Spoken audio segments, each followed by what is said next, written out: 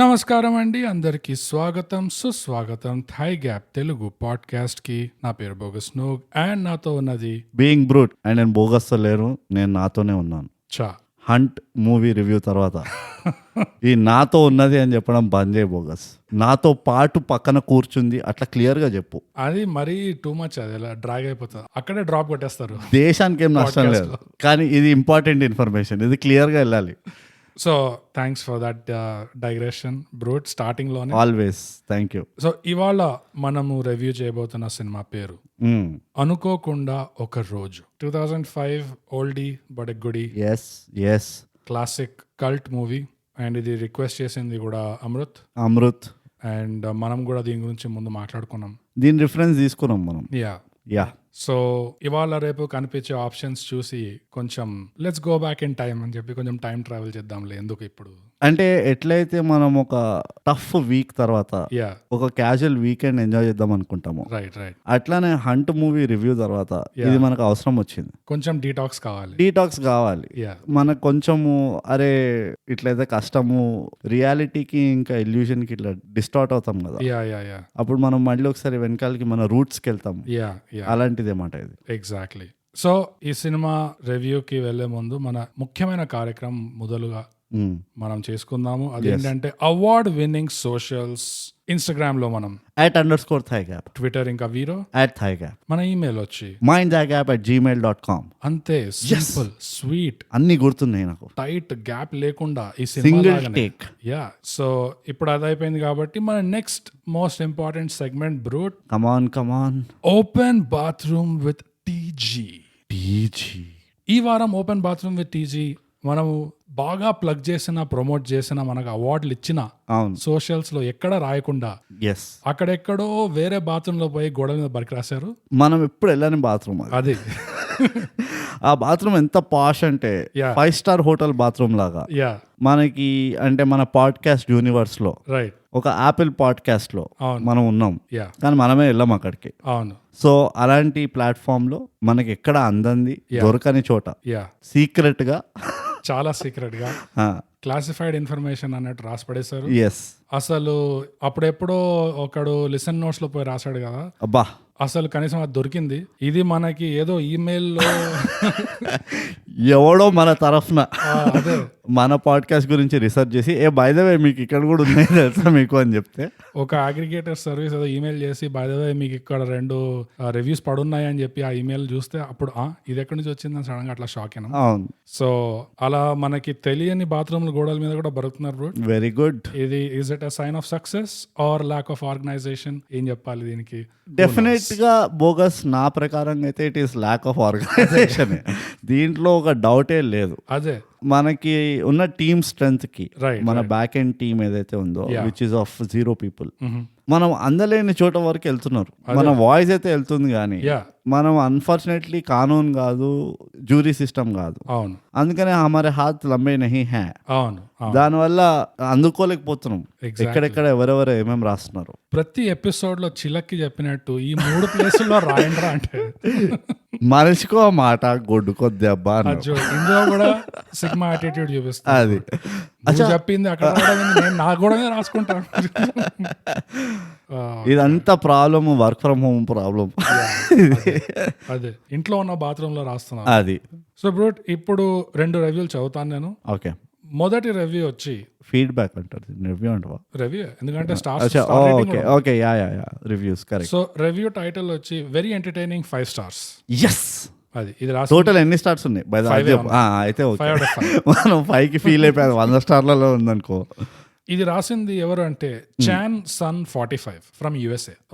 Okay Chan sun 45. First of all ఒప్పు. Okay, so USA నుంచి రాశాడు. ఏం రాశాడంటే, I listen to you both a lot during commutes and to describe you in short it feels like DJ Tillu extended forever. Keep going. చాన్ sun 45. Thanks a lot. నాకు నీ mother tongue లో ఎట్లా చెప్పాలో తెలియదు థ్యాంక్ యూ అని. So just normal గానే thank you చెప్తున్నాము. DJ Tillu going on for ever అన్నది ఫస్ట్ ఆఫ్ ఆల్ ఈ మెసేజ్ నువ్వు డీజేటీలు టీంకి కూడా రాయి. మీ లెగసీ ఎవరో ఇక్కడ నిలబడుతున్నారు ఇద్దరు కుర్రాళ్ళు అని, అది పెద్ద హెల్ప్ అవుతుంది. అట్లనే యూ నెవర్ నో ఫండింగ్ కూడా రావచ్చు మనకి, చెప్పలేము. Yeah, so thank you so much short గా పెట్టినందుకు. కానీ కొంచెం మాకు కనబడేట్ రాయి ప్లీజ్. నెక్స్ట్ టైం ఇదే మెసేజ్ నువ్వు కాపీ పేస్ట్ చేయి, మళ్ళీ నెక్స్ట్ ఎపిసోడ్ లో కూడా నీకు షార్ట్ అవుట్ ఇస్తాం అప్పుడు. అదే. సో రెండో రివ్యూ బ్రూట్ మనకి ఇది దొరికించుకున్నాం మనం. టైటిల్ చూడు రివ్యూ, ఇది కూడా 5 stars out of 5 అనుకో. అది అవార్డ్ విన్నింగ్ అంటే నార్మల్ గా ఉండదు matter. Title not a movie review podcast. అంటే ఇది ఏంటి, మన పాడ్కాస్ట్ పేరు చేంజ్ చేసుకోమంటున్నారా లేకపోతే ఇది కొంచెం హింట్ లాగా ఉంది? ఇది మనకు రాసింది Bhaskar from Norway, all the way Scandinavia, the land where the sun doesn't set for 6 months. Only zombie movies వచ్చే చోట ఇది. భాస్కర్ ఏం రాశాడంటే ఈ రివ్యూ చూడు నువ్వు, భాస్కర్ బాగా తెలివైన వాడు అసలు, ఈ రివ్యూలో నీకు తెలిసిపోతుంది. యా, సో భాస్కర్ ఏం రాశాడంటే not a movie review podcast, అది హెడింగ్. ఓకే, దాని తర్వాత a nice and fun take on movies that I thoroughly enjoy. Very good. There are tons of podcasts that talk about the technical aspects of a movie, but this is unique in the way these podcasters review or talk about movies. Very good. It reminds you of that person or group of people that constantly make sarcastic comments in the movie theater. ఇప్పటిదాకా అంతా బానే, but in a nice way. Okay, very good. Binge listening to you guys since I came across your podcast. Keep making episodes. Bhaskar, thank you so much from Norway. Yes. ఇది మన మలక్పేట్కెళ్ళి thank you to you. Yeah. నువ్వు ఒక point correct చెప్పిండు భాస్కర్. ఏదో చెప్తా లేదు అదంతా సరే కానీ ఒక న్యూయాన్స్ పాయింట్ అంటున్నా. భాస్కర్కి ఎట్లా తెలుసు మనం రామకృష్ణ థియేటర్లో పుట్టి అరే 10 साल అయితే సైకిల్ చోరీ కర్రే అన్న కేటగిరీ మనము. సో ఆ న్యూయాన్స్ ని ఐడెంటిఫై చేసినందుకు భాస్కర్ చాలా తెలివైన వాడు. చాలా, ఐఎమ్ షూర్ భాస్కర్ నువ్వు కపటదారి రివ్యూ పిచ్చి పిచ్చిగా ఎంజాయ్ చేసి ఉంటావు. అది కాక భాస్కర్ నువ్వు ఏదైతే నైస్ వే ఆఫ్ సర్కాజం అన్నావు, ఈ కమెంట్స్ అన్నావు, యునిక్ టేక్ అన్నావు, డిస్కసింగ్ విత్ అవర్ ఫ్రెండ్స్ అన్నట్టు అన్నావు, ఆ పాయింట్స్ ఏంటో కూడా ఇంకా క్లుప్తంగా చెప్పుంటే క్లియర్ గా మాకు మేము ఇంకొంచెం ఆనందిస్తుండే. నా తరపు నుంచి అయితే నువ్వు బాగా తెలివినవాడు అని అర్థమైపోయింది భాస్కర్. Yes, clear. అండ్ నీలో ఎంత న్యూయాన్స్ ఉందంటే why not check out the English podcast also. Yes, full of nuance ఉంది. అండ్ ఇన్ఫాక్ట్ పోయిన వారమే మేము సార్కాజం ఇట్స్ నాట్ ఈజీ అని ఒక ఎపిసోడ్ తీసాం.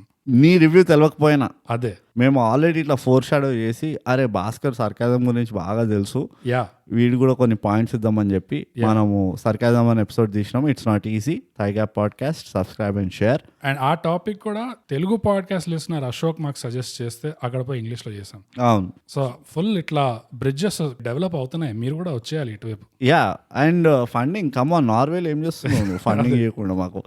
బట్ థ్యాంక్ యూ భాస్కర్ మాకు రాసినందుకు.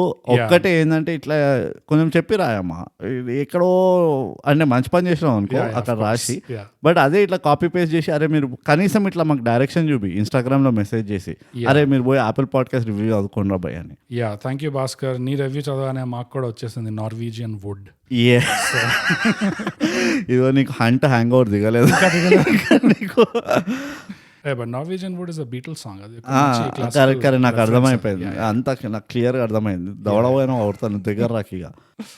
సో అది Bhaskar and chance on 45. Thank you so much మాకు రేటింగ్ ఇచ్చినందుకు, రివ్యూ ఇచ్చినందుకు, అండ్ ఆల్సో ఎంకరేజ్మెంట్ ఇచ్చినందుకు.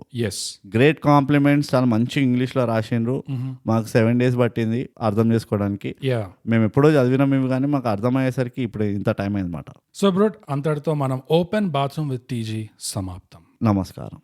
ఓకే, థ్యాంక్ యూ, జై హింద్. బస్ ఎక్కి కూర్చున్నాం. ఇప్పుడు సినిమా స్టార్ట్ చేశారు. అనుకోకుండా ఒక రోజు బస్సులో నడుస్తుంది. బ్రూట్ ఈ సినిమాకి సారాంశం చెప్పేసి. సారాంశం చెప్పే ముందర బోగస్, ఈ మూవీ అమెజాన్ ప్రైమ్ లో ఉంది. అండ్ ఇంతకంటే బెటర్ ఏంటంటే యూట్యూబ్ లో కూడా ఉంది. ఈ మూవీని రకరకాల లాంగ్వేజ్ లో చూడొచ్చు. యూట్యూబ్కి వెళ్తే హిందీ డబ్ హే, తెలుగు డబ్ హే, మరాఠీ డబ్ హే, భోజ్పురి డబ్ హే, ఇంగ్లీష్ సబ్ టైటిల్స్ హే. మీ దగ్గర వేరే లాంగ్వేజ్ ఇట్లా నార్వీజియన్ లాంగ్వేజ్ అట్లా ఏమైనా డౌన్లోడ్ చేసుకున్నారంటే నార్వీజియన్ సబ్ టైటిల్స్ కూడా వస్తాయి. So it will be very interesting to watch. రెండోది వచ్చేసి అనుకోకుండా ఒక రోజు మూవీ క్లుప్తంగా మీకు సారాంశం చెప్పాలంటే, ఒక పాప ఉంటది, ఆమె పేరు సహస్రనో శ్రీహర్షనో ఏదో ఉంటది. ఆమె ఎప్పుడు ఒకటే స్కర్ట్ వేసుకొని తిరుగుతూ ఉంటుంది, పెద్దది, ఆమె పెద్ద ఫ్యాషన్ స్టేట్మెంట్ మాట. ఆమె చాలా సింపుల్ అప్కమింగ్ ఏమంటారు సింగర్ అవ్వాలన్న కోరికలు ఉంటాయి, ఓ మిడిల్ క్లాస్ బ్యాక్గ్రౌండ్కి వెళ్ళి వస్తుంది. కానీ ఆమెకు అందరు చాలా పాష్ ఫ్రెండ్స్ ఉంటారు అనమాట, అంటే ఒక్కతే ఉంటుంది. ఆ పాష్ ఫ్రెండ్ ఆమె అంటే నువ్వు కూడా నాతో పార్టీకి రావచ్చు కదా, ఎందుకు రావట్లేదు పార్టీకి అంటే, సరే నేను వస్తా ఊకే తలకాయ తినకని చెప్పి పార్టీకి వెళ్తుంది. ఇప్పటిదాకా అంతా బానే.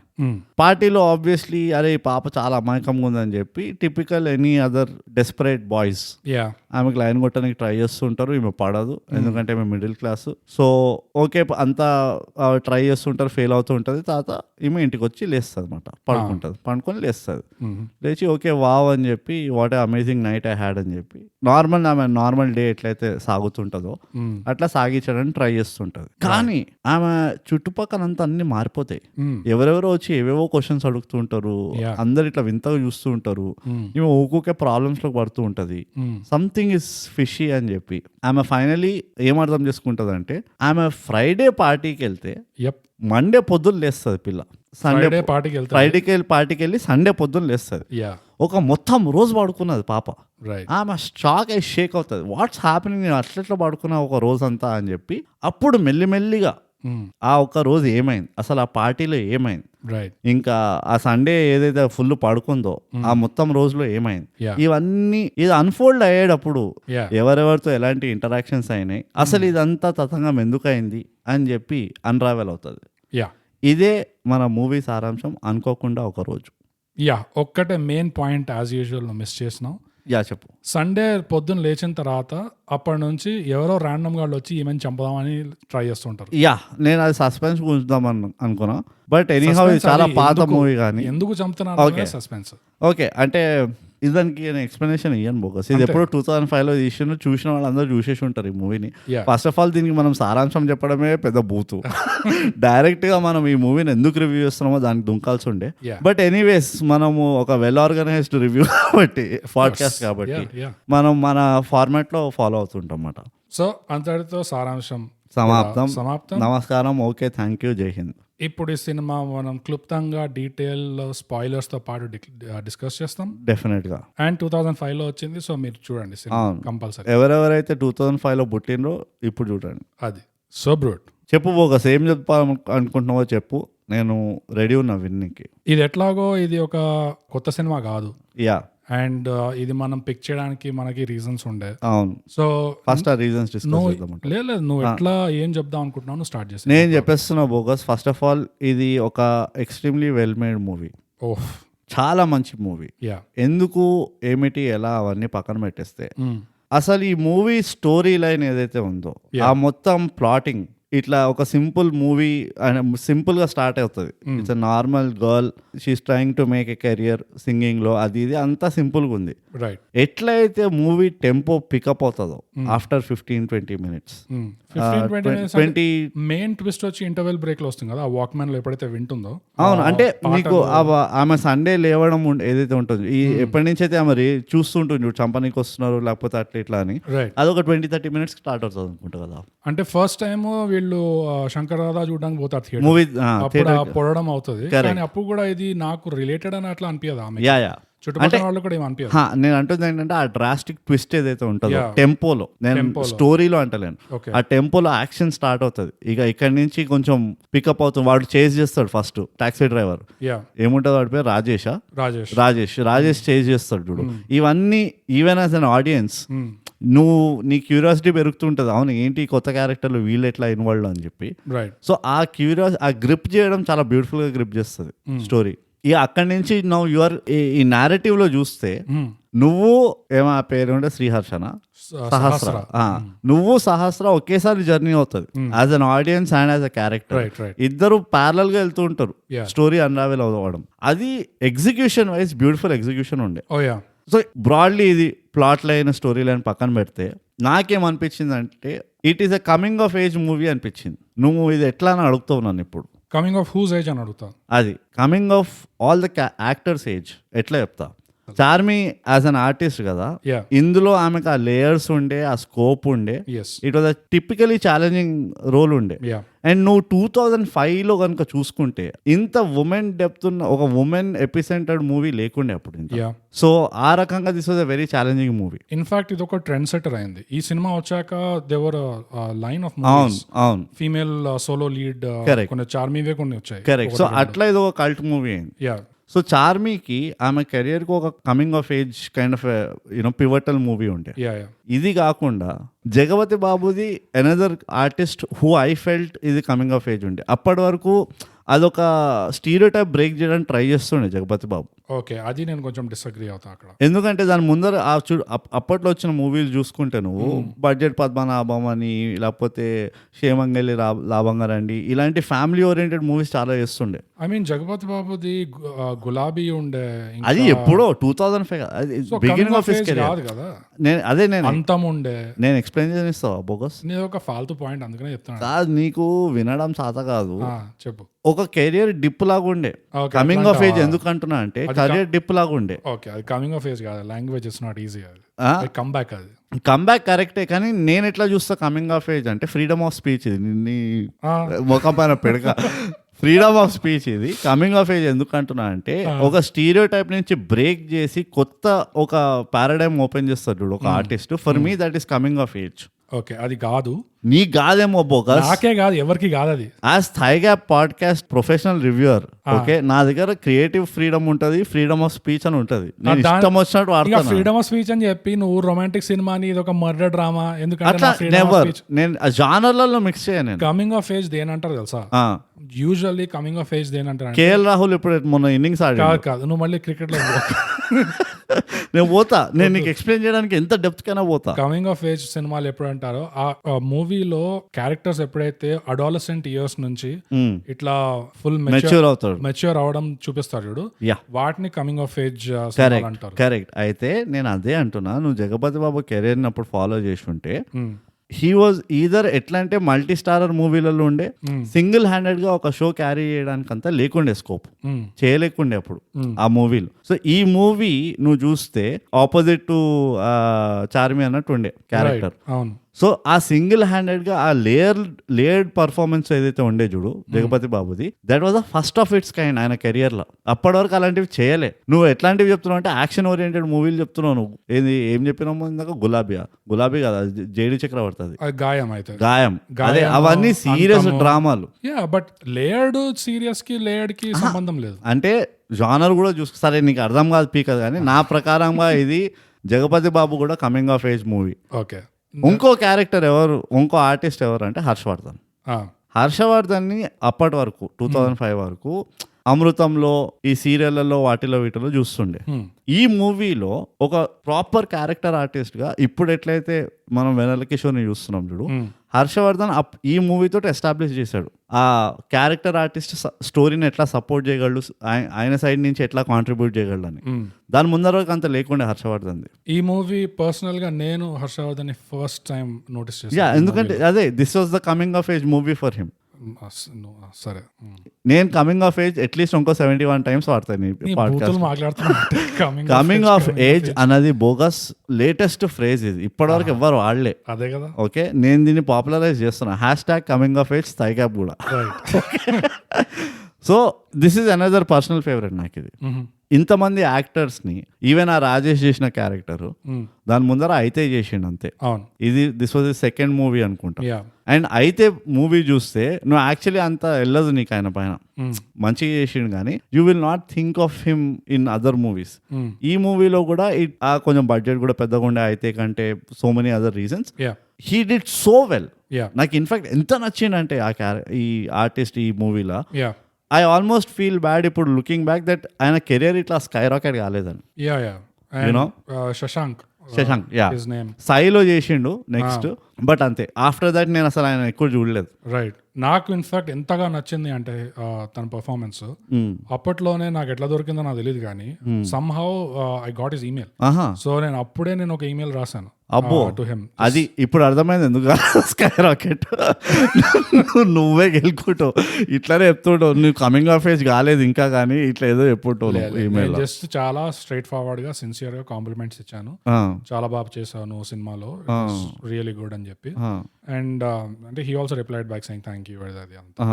బట్ అయితేలో అంత నోటీస్ కాలేదు, లైక్ యూ సైడ్ ఎగ్జాక్ట్లీ. ఇందులో ఇంకా రోల్ కి చాలా ఇంకా స్కోప్ ఉండే, I mean screen time and తనకు కూడా చాలా ఛాన్సెస్ దొరికాయి, యాక్షన్ సీన్స్ దొరికాయి, యాక్షన్ సీన్స్ లో కామెడీ చేసే ఆప్షన్ దొరికింది, మళ్ళీ మంచి క్యారెక్టర్ రాశారు, రాజేష్ ది క్యారెక్టర్ చాలా బాగుండే అసలు.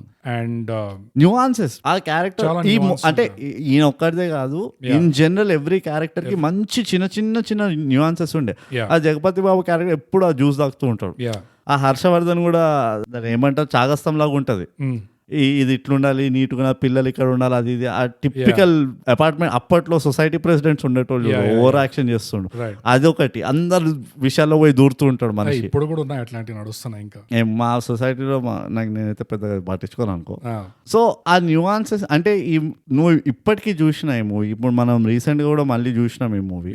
ఆఫ్ ద బ్యాట్ నాకు నచ్చింది ఏంటంటే ఎంత డెప్త్కి వెళ్ళిండ్రు ఆ మూవీ క్యారెక్టరైజేషన్ కానీ లేకపోతే ఆ స్టోరీ నోడల్ పాయింట్స్ కానీ, ఇట్ వాజ్ అన్బిలీవబుల్. నాకు అప్పుడు కూడా 2005 లోనే చూసినప్పుడు కూడా నేను నమ్మలేకపోయాను తెలుసా ఎగ్జిక్యూషన్ చూసి.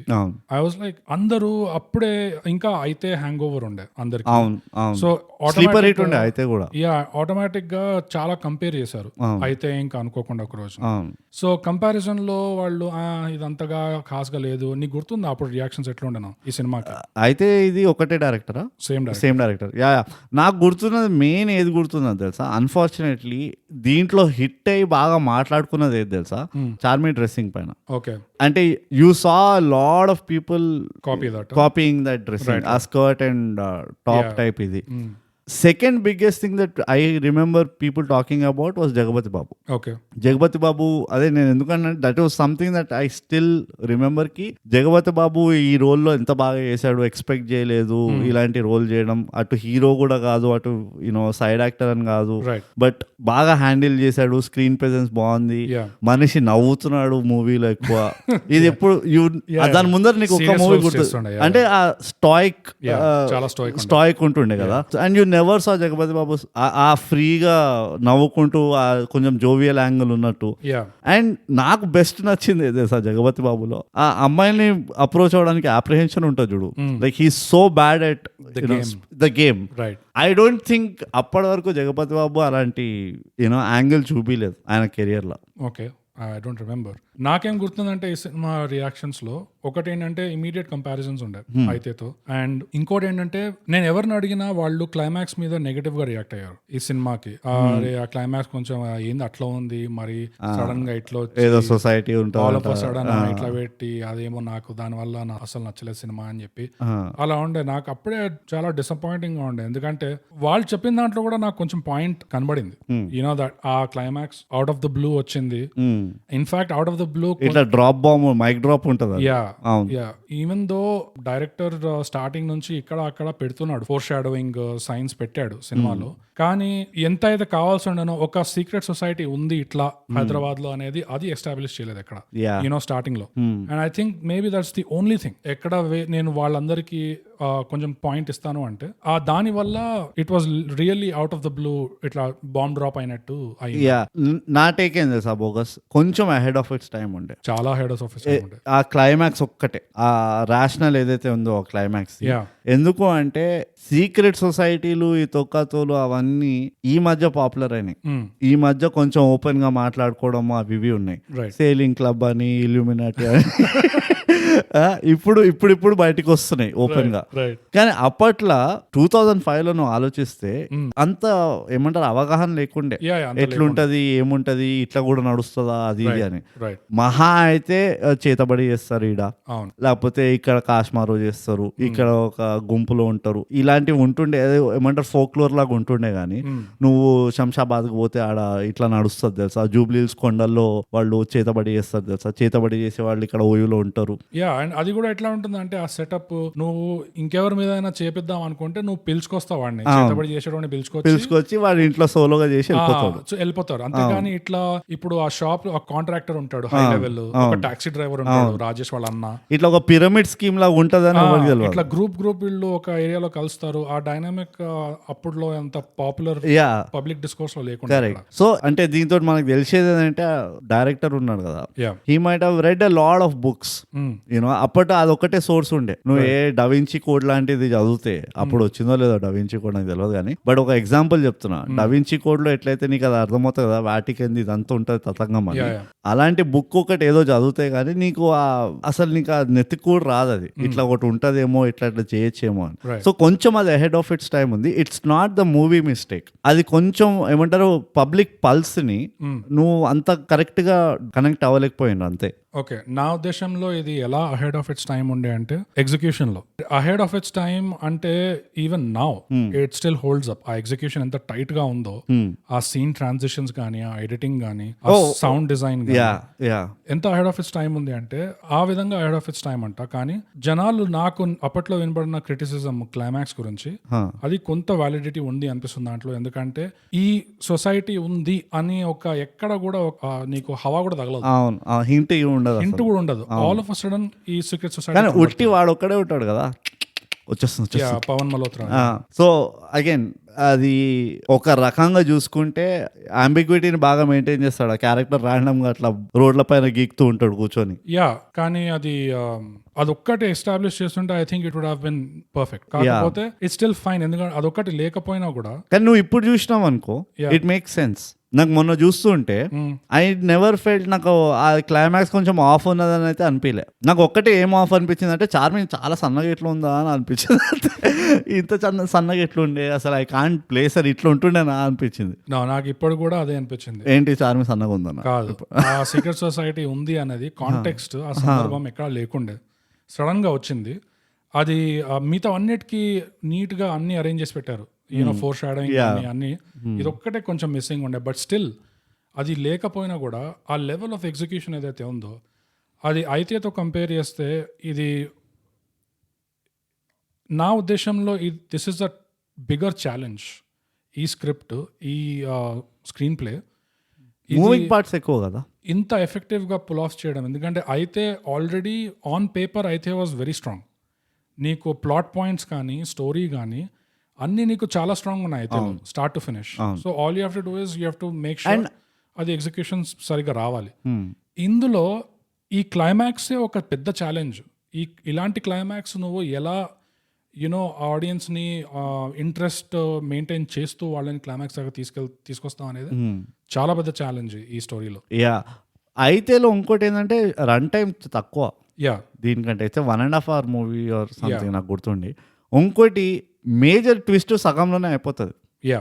వాడు పవన్ మల్హోత్రానే వేసుకుని వస్తాడు డైరెక్ట్ గా, అదే జబర్దస్త్ ట్విస్ట్. దాని తర్వాత it is about how they manage. So దాని బ్యూటీ దానికి ఉంది, nothing to take away from అయితే. అండ్ క్యారెక్టర్ తక్కువ, మూవింగ్ పార్ట్స్ తక్కువ అయితేలో. సో ఆ రకంగా చూసుకుంటే yes this is tougher to execute, very tough. And second thing నువ్వు అన్నట్టు ఏమో again it's coming of age నా దగ్గర నుంచి. ఏంటంటే నాకు పెద్దగా నాకు అంత అరే థూ అన్నట్టయితే అనిపించలే. అంటే అరే మరీ క్లైమాక్స్ ఇంత ఎగ్జాజరేట్ చేసేసి ఏంటి అన్నట్టయితే అనిపించలే నాకు అసలు.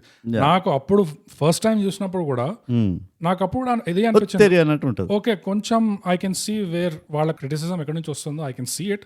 కానీ the rest of the movie brilliant. అసలు ఎంత ఆ ఎగ్జిక్యూషన్ ఎంత లెవెల్లో ఉందంటే ఫ్రమ్ సీన్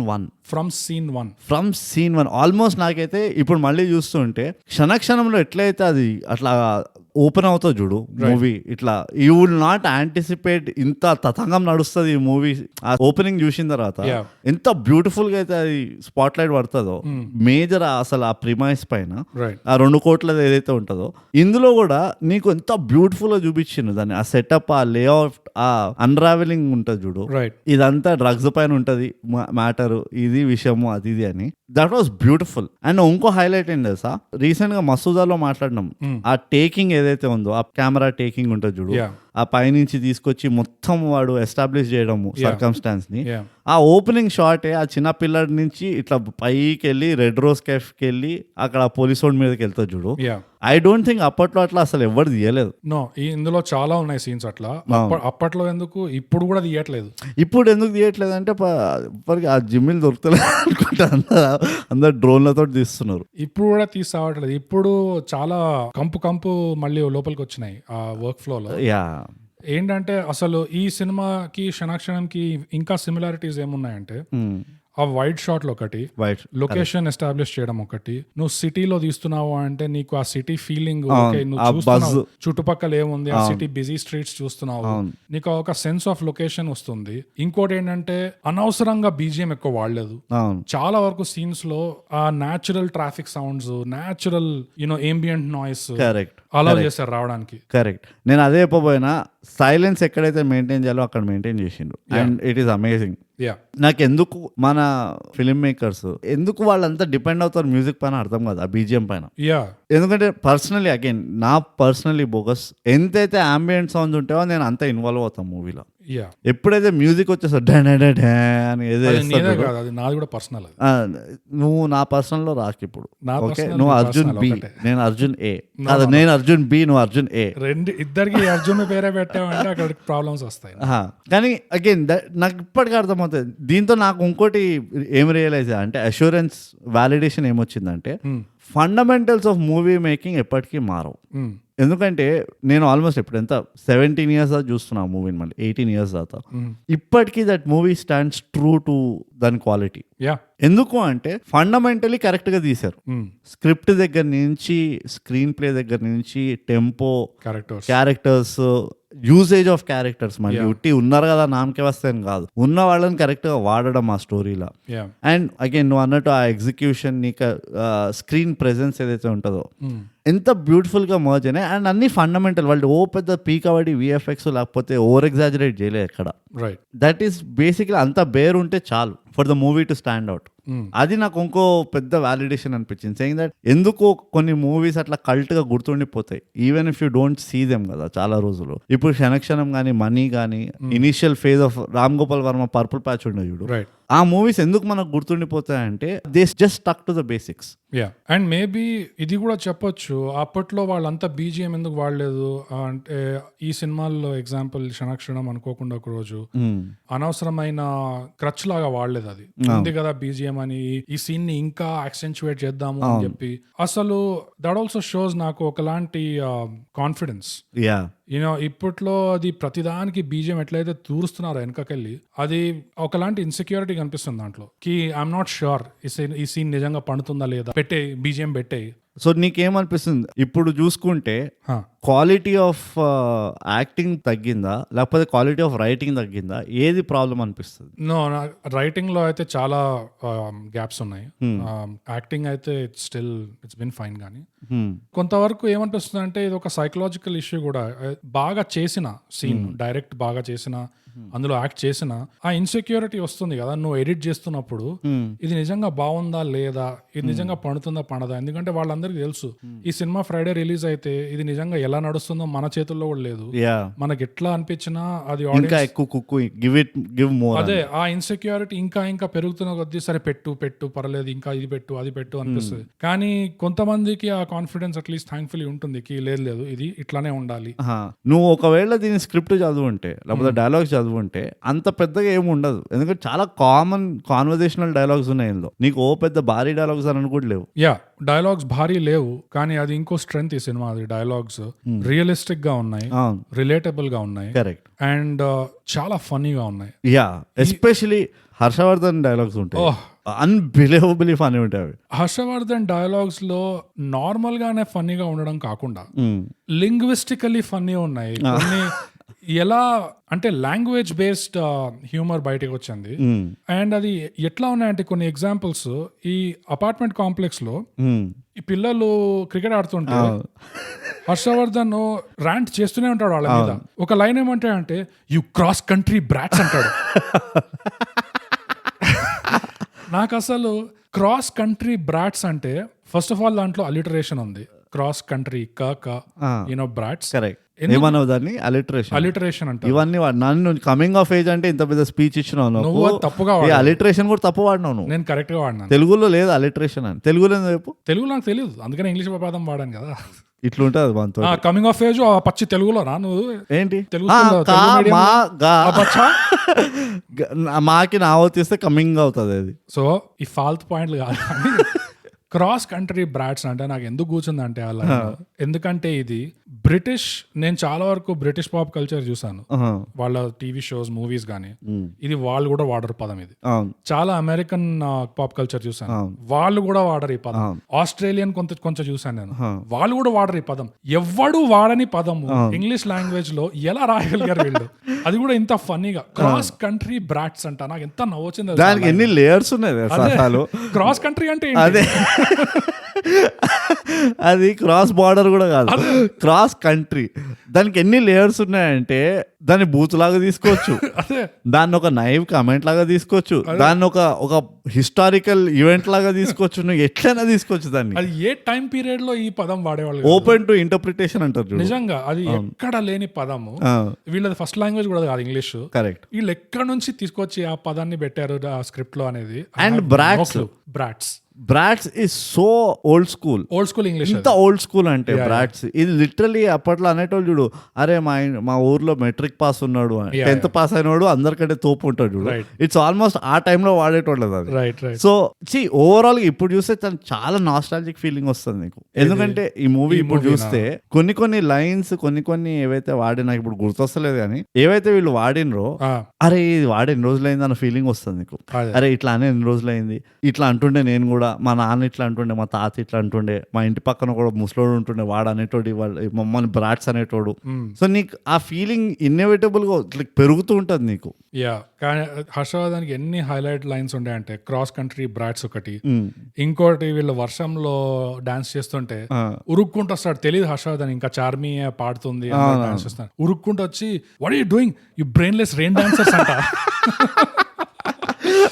అసలు నిజంగా బ్రెయిన్లెస్ రెయిన్ డాన్సర్స్. ఈ ఎక్స్ప్రెషన్ అనేది నాకు ఎందుకు ఇవన్నీ చాలా స్పెషల్ అంటే, ఈ ఫార్మ్ ఆఫ్ ఎక్స్ప్రెషన్ ఏదైతే ఉందో cross country brainless rain dancers, ఎక్కడ ఏ లాంగ్వేజ్ లో వాడలేదు ఇది ఎవరు. ఐ అగ్రీ, కానీ ఆ డెలివరీ అదంతా ఏదైతే ఉన్నానో నాకు ఇప్పుడు కొంచెం వెన్నెల కిషోర్ లో కనబడుతుంది. ఐ మీన్ వెన్నెల కిషోర్ లో ఉంది. వెన్నెల కిషోర్ లో కూడా నువ్వు ఎస్పెషలీ వెన్నెల మూవీ చూసుంటే, ఏ మూవీస్ అయితే యూనో కమింగ్ ఆఫ్ ఏజ్ ఉండను వెన్నెల కిషోర్, ఆ మూవీలో కూడా ఇంతే, ఈ బ్లడీ బగ్గర్ అని అంతా ఇంగ్లీష్ లో చెప్తుంటాడు. సో అది ఐ థింక్ అది ఒక స్టైల్ ఆఫ్ రైటర్స్ కే అది ఏమంటారు క్లిక్ అవుతూ ఉంటది. నాకు ఇది రైటింగ్ లో it's a touch of beauty, it's a touch of genius almost. It's a coming of age అంటారు, ఎందుకంటే ఈ వర్డ్స్, ఈ పదాలు అసలు ఆలోచించడం కూడా చాలా ఆబ్వియస్. ఇది బ్రెయిన్లెస్ రెయిన్ డాన్సర్స్. అసలు ఇంకోటి ఏమంటాడు, this is a laughable joke అంటాడు, అన్లాఫబుల్ జోక్ అంటాడు. కానీ ఇంగ్లీష్ లో లాఫబుల్ జోక్ అంటే ఆ పదం అర్థం వేరే వస్తుంది, అంటే ఈ జోక్ అసలు వాల్యూ లేదని. కానీ ఎట్లా వాడతాడంటే సిన్సియర్ గా యాక్చువల్ మీనింగ్ డిఫ్యూజ్ అయిపోతుంది. This is a laughable joke అంటాడు. ఈవెన్ చూడు నీకు బ్రోచేవార్ ఎవర్రాలో కూడా కొంచెం అట్లానే ఉంటది. హర్షవర్ధన్ అవుట్లుక్ ఏదైతే ఉంటుందో character the, it might also be because of ఆయన యాజ్ అ పర్సన్ అనిపిస్తుంది ఈ డైలాగ్ డెలివరీ. బ్రోచేలో అయితే జస్ట్ సంథింగ్ ఇస్ ఫిషీ ఉండే, అంటే ఉట్టి ఇంగ్లీష్ అది అంటలేను, కొన్ని లాజిక్ లో అవన్నీ ఏవైతే వాడతాడో, ఈ పెన్ నాదా అది ఇది అని చెప్తాడు. It is maybe it is the way the person delivers. ఆయన కూడా కొంచెం ఇన్పుట్స్ ఇస్తాడేమో అనిపిస్తుంది. Maybe we don't know. ఎవరికైనా తెలుసు కాన్స్పిరసీ మాకు రాసి చెప్పండి ఎవరికైనా తెలిస్తే. ఇంకోటి అపార్ట్మెంట్ లో ఒక పిల్లోడిని కొడుతుంటాడు కేన్ పట్టుకొని, వాళ్ళ అమ్మ వస్తుంది హిందీ మాట్లాడుతాడు, క్యా మేరా బేటా ఏ మిల్ గయా క్యా రగడ్నే కే లియే రోజు, మనోడికి హిందీ రాదు అంటే నో కోయి మిల్ గయా. అని ముక్కు కారుతుంటే రక్తం కారుతుంటే ఏదేకో రక్త్ आपको क्या अर्थ नहीं होता अर्थ पर तो नहीं है రక్త బా ఎంత బ్యూటిఫుల్. అదే లింగ్విస్టిక్ హ్యూమర్ అంటున్నా కదా, ఎంత బ్యూటిఫుల్ గా ఉండే అంటే హర్షవర్ధన్ నా ఫేవరెట్ సీన్ ఏది తెలుసా మొత్తం మూవీలో? It is a scene where he doesn't say anything. అంటే లిటరలీగా నోరు బంద్ అయిపోతుంది. చేస్ సీక్వెన్స్ ఉంటుందా, అవును, వెనకాలకి వెళ్ళి ఇట్లా కార్ వెనకాల కూర్చొని బ్యాక్ సీట్ లో కూర్చొని చూస్తూ ఉంటాడు ఎంత ఫాలో అవుతున్నారు, ఎవరు ఫాలో అవుతున్నారు అని. అండ్ హీ జస్ట్ టర్న్స్, ఇట్లా టర్న్ అయ్యి లోపల రాగానే ఓ పోల్ వెళ్తుంది ఇట్లా దగ్గరికి వెళ్ళి. అది ట్రైలర్ లో కూడా ఉంటుంది ఆ సీన్. జస్ట్ మిస్ అవుతుంది, వాడు అట్లనే చూస్తుంటే నెత్తి పగులుతుండే. ఇట్లా అయినప్పుడు he goes in to a phase where ఇట్లా షాక్ ఫేజ్ లోకి వెళ్ళిపోతాడు. ఆ ఎక్స్ప్రెషన్ ఉంటుంది హర్షవర్ధన్ మొహం పైన, ఎంత బ్యూటిఫుల్ ఇస్తాడు తెలుసా. అంటే లిటరలీ నేను అప్పుడు 2005 లో చూసినప్పుడు ఎట్లా ఒక యాక్టర్ ఈ ఎక్స్ప్రెషన్ తీసుకురాగలడు అన్నట్టు అనిపించింది. ఎందుకంటే ఆబ్వియస్లీ దాన్ని ఏదో సెటప్ చేసి ఉంటారు కదా, తగలకుండా అదంతా.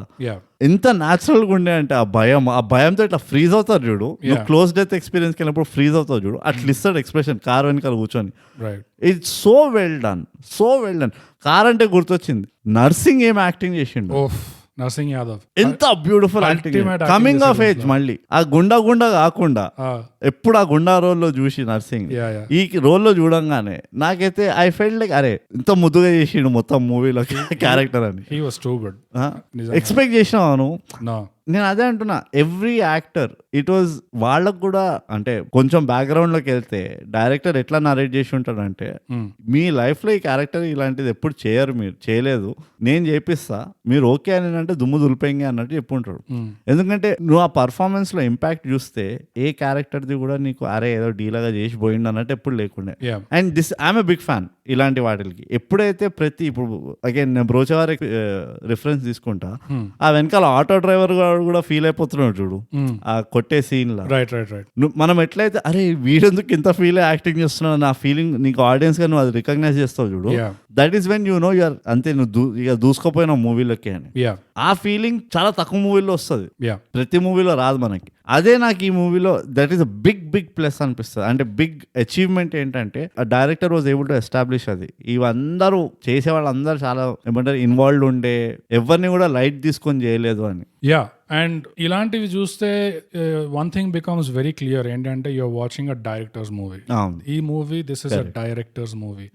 అండ్ అది ఎంతవరకు నిజంగా ఈ సినిమా అండర్ రేటెడ్ అని అండర్ అప్రిషియేటెడ్ అని నాకు కూడా డౌట్ వచ్చింది వాళ్ళ. ఎందుకంటే మనం చెప్పినప్పుడు కూడా అండర్ రేటెడ్ అని అన్నట్టు చెప్పాము ఈ సినిమా ముందు డిస్కస్ చేసినప్పుడు. అమృత్ మనకు రాసి రికమెండ్ చేసినప్పుడు కూడా it's a very underrated movie, under appreciated అని రాశాడు. ఇవాళ చూస్తే 2 యూట్యూబ్ క్లిప్స్ ఉన్నాయి, full length movie.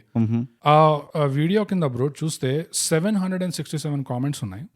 Almost every comment Chandrashekhar reality మొత్తం అందరూ ఇట్లా పద్యాలు వాడుతున్నారు తెలుసా, in the praise of the director, in the praise of the movie. అది చూడగానే నాకు డౌట్ వచ్చింది, ఇది ఎంతవరకు నిజంగా ఇది అండర్ అప్రిషియేటెడ్ అండర్ రేటెడ్. ఎందుకంటే అసలు అండ్ ఆ కామెంట్స్ కూడా జనరల్ గా యూట్యూబ్ కామెంట్స్ క్వాలిటీ మనందరికీ తెలుసు యావరేజ్ ఎట్లా ఉంటాయో, కానీ ఈ కామెంట్స్ లో కూడా ప్రతి ఒక్కరు ఎంత యూనిక్ గా డీటెయిల్ గా ఏదో ఒకటి రాస్తున్నారు, something that they noticed, something that they liked ఈ సినిమాలో. అండ్ ప్రతి ఒక్కరు డైరెక్టర్ ని మెన్షన్ చేయడం, డైరెక్టర్ పేరు తీసుకొని మెన్షన్ చేయడం, ఇట్స్ క్వైట్ రేర్. ఎందుకంటే అప్పట్లో నాకు గుర్తు, నాకు ఆల్రెడీ అయితే చూడగానే నాకు ఆ పేరు మైండ్ లో దిగిపోయింది, ఆ డైరెక్టర్ పేరు. అనుకోకుండా రోజు చూసాక ఇంకా ఫుల్ సిమెంట్ అయిపోయింది. కానీ అప్పటికి నేను ఎవరితోనే డిస్కస్ చేస్తే మాట్లాడితే వాళ్ళు ఎప్పుడు ఈ డైరెక్టర్ పేరు వినలేదు అసలు. ఎవరు ఏలేటి చంద్రశేఖర్, ఎవరు నాకు తెలియదే అని. నాకేమో నేను షాక్ తింటుండే, అరే నీకు ఈ పేరు తెలియదా, ఈ సినిమాలు తీసాడు అసలు బ్యాక్ టు బ్యాక్ తీసాడు ఈ సినిమాలో. ఇప్పుడు ఆ యూట్యూబ్ పేజ్ చూస్తుంటే అసలు అన్బిలీవబుల్ 767 కామెంట్స్. అండ్ ప్రతి ఒక్కరూ డైరెక్టర్ పేరు తీసుకోవడం. అంటే they all were able to identify కి జగపతి బాబు చింపేసిన, నర్సింగ్ యాదవ్ చింపేసిన, శశాంక్ బాగా చేసిన, చార్మి బాగా చేసిన, హర్షవర్ధన్ చింపేసిన, what they remember at the end is the director. ఎందుకంటే నువ్వు చూసేటప్పుడు నీకు అర్థమైపోతుంది. అండ్ సర్ప్రైజింగ్లీ డైరెక్టర్ ఎప్పుడు స్క్రీన్ పై కూడా రాలే, అయినా కానీ గుర్తుపెట్టుకున్నారు అందరు. Coming of age, that's what is coming of age. నాకు గుర్తున్నది ఏంటంటే బోగస్ అప్పట్లో ఎందుకు అండర్ రేటెడ్ అంటున్నారు అంటే, నాది ఒక థియరీ ఏంటంటే ఇది కమర్షియలీ అంత ఎక్స్ట్రాడినరీ చేయలేదు అనుకుంటా మూవీ. అండ్ ఐ థింక్ నువ్వు అన్నట్టు it was only because of the climax. Mostly because of the climax. ఏంది సీక్రెట్ సొసైటీ, ఏంది ఏం తొక్క అది ఇది అని అన్ఫార్చునేట్లీ అప్పుడు థైగ్యాప్ లేకుండే Yeah. ఆ సినారియో చేంజ్ చేయడానికి. Mm. ఒకవేళ మళ్ళీ ఈ మూవీని రిలీజ్ చేసిండు అనుకో థియేటర్లలో, అప్పుడు థైగ్యాప్ తడాకా ఏందో తెలిసిపోతుంది. Mhm. అర్థమైందా? ఇది నేను కామెంట్స్ లో కూడా చూసాను, రాశారు ఈ సినిమా గానీ ఇవాళ ఈ టైంలో తీసుంటే మాత్రం super duper hit, super duper hit definite గా. కానీ అగైన్ చెప్తున్నా కదా, చెప్పలేము. నాకు ఒక్కటే డౌట్ ఎందుకుంటదంటే, బ్రోచే వారెవర్రా కూడా నా ప్రకారంగా దానికి తగిన కమర్షియల్ సక్సెస్ కొట్టలేదు. యా, మనకు అట్లా ఎందుకు అనిపిస్తుండొచ్చు అంటే ఇది ఒక పెద్ద ప్రాబ్లం మన దగ్గర, అది మెజర్ చేసే ప్రాపర్ స్కేల్ లేదు. అవును, మనకు ఏం కనిపిస్తుంది అంటే థియేటర్ లో రిలీజ్ కాగానే ఆ ఫస్ట్ వీక్ 2-3 వీక్స్ ఎట్లా నడిచింది, టాక్ ఎట్లా వచ్చింది, కలెక్షన్స్ ఎట్లా వచ్చాయి, దాని మీదనే పోతాం గానీ అది తర్వాత ఓటీటీకి ఎక్కాక ఒక కల్ట్ సక్సెస్ అయిపోయిన తర్వాత అది ఎంత కమాయించింది ఆ సినిమా, దానికి మనకి ఏ మెట్రిక్ లేదు, మెట్రికే లేదు. అది చాలా అన్ఫార్చునేట్ మన దగ్గర. సేమ్ థింగ్ ఆనంద బ్రహ్మ. నాకు ఆనంద బ్రహ్మ కూడా చాలా బాధ అనిపిస్తుంది. ఎంత బాధ అనిపిస్తుంది అంటే అది ఇప్పుడు లేని కూడా లేదు నీకు ఎక్కడ ఓటీటీ పైన జనరల్ గా. మనం ఎంత దూరలాడినాం దానికోసం. సో అగైన్ దాని వెనకాల ఏంది బ్యాక్గ్రౌండ్ స్టోరీ, అదేమైనా లిటిగేషన్ లో పడ్డదా ఏందో అదంతా తెలియదు, కానీ it deserved a lot of commercial success అనిపిస్తుంది నాకు. ఎందుకంటే ఇట్స్ సింపుల్ మ్యాథ్ కదా, వీళ్ళు కనుక కమర్షియల్ సక్సెస్ వస్తే వాళ్ళకి బెటర్ రిసోర్సెస్ వస్తాయి స్టోరీ టెల్లింగ్ కి. రైట్. అండ్ అది మనం ఎంకరేజ్ చేయాలి యాజ్ ఆడియన్స్. రైట్. నాకు అలా ఒకవేళ కాకపోయినా, ఒక సినిమా ఇమీడియట్ గా దానికి రికగ్నిషన్ రాకపోయినా తర్వాత అయినా దానికి గుర్తింపు వస్తే, తర్వాత అయినా అది ఒక కల్ట్ ఫేవరెట్ అయితే, అది కూడా రికగ్నైజ్ చేయడానికి, అది కూడా క్రెడిట్ ఇవ్వడానికి ఏదో ఒక ఇన్ఫ్రా ఉండాలి మన దగ్గర. ఏదో ఒక మెట్రిక్ మెజరింగ్ స్కేల్. సినిమా బండి ఇస్ అనదర్ ఎగ్జాంపుల్ నా ప్రకారంగా. అంటే అది ఆఫ్ కోర్స్ అది నెట్ఫ్లిక్స్ హిట్ అయింది. సో అట్లీస్ట్ అలాగైనా రికగ్నిషన్ వచ్చింది, కానీ అవార్డ్స్ వచ్చాయి. యా, దానికి అగైన్ నాకు వాళ్ళు చేసింది రికగ్నిషన్ అంతా బాగానే ఉంది, కానీ వాళ్ళకు కూడా ఒకటి తగిలేటట్టు ఏదో బ్యాడ్జ్ ఆఫ్ ఆనర్ లాగా, అంటే వాళ్ళకి ఒక ప్రాక్టికల్ రివార్డ్ ఏంటంటే యు ఆర్ గెటింగ్ కమర్షియలీ ఇది కదా, ఏమంటారు, వయబుల్ అవుతున్నావో, లేకపోతే నీ మార్కెట్ రేట్ పెరుగుతుంది. రైట్. అది నీకు ఇంకా చూడడానికి దొరకట్లేదు. అది చాలా అన్ఫార్చునేట్. ఎందుకంటే యుఎస్ లో ఒక ఎగ్జాంపుల్ ఉంది.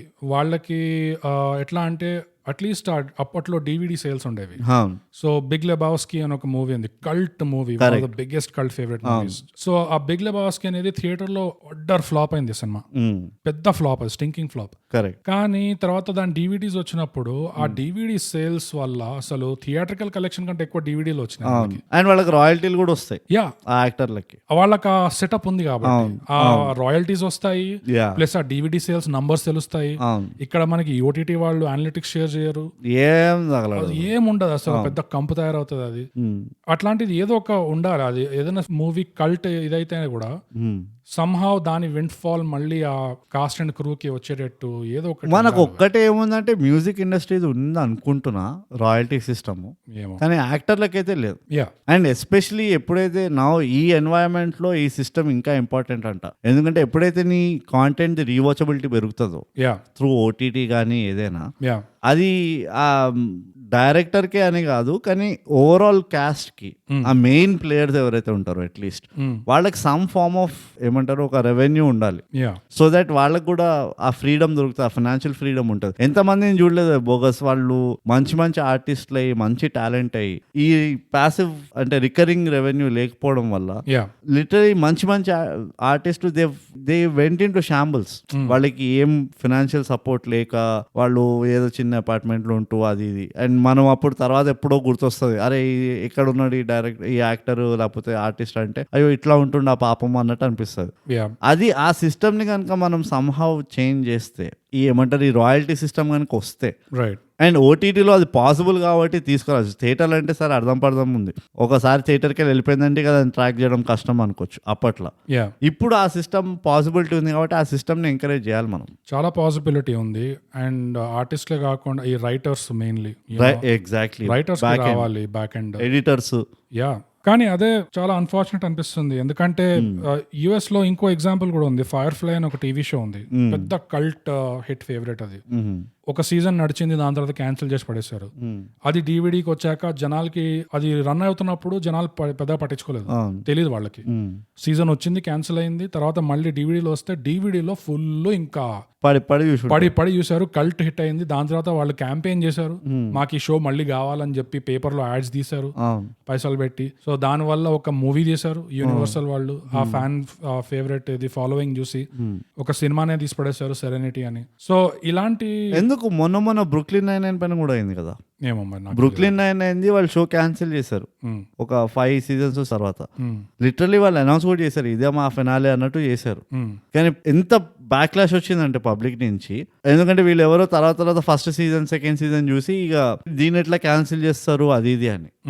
సో మళ్ళీ వాళ్ళు రివైవ్ చేసి దే హ్యాడ్ టు గివ్ మళ్ళీ 3 more seasons కి బడ్జెట్ ఇచ్చారు వాళ్ళకి. రైట్. కానీ కమింగ్ బ్యాక్ టు ఈ మూవీ, అనుకోకుండా ఒక రోజు నాకు అదే అనిపించింది. ఆన్లైన్ చూస్తే ఇది నిజంగా అంత అండర్ అప్రిషియేటెడ్ కాదేమో, ఇట్ ఈస్ నో లాంగర్. అప్పట్లో ఉండేదేమో 2005 2010 లో అట్లా.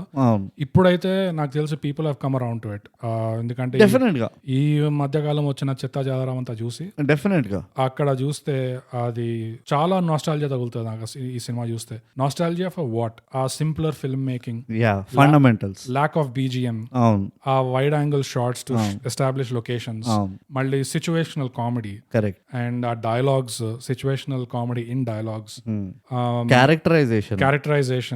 చాలా nostalgic.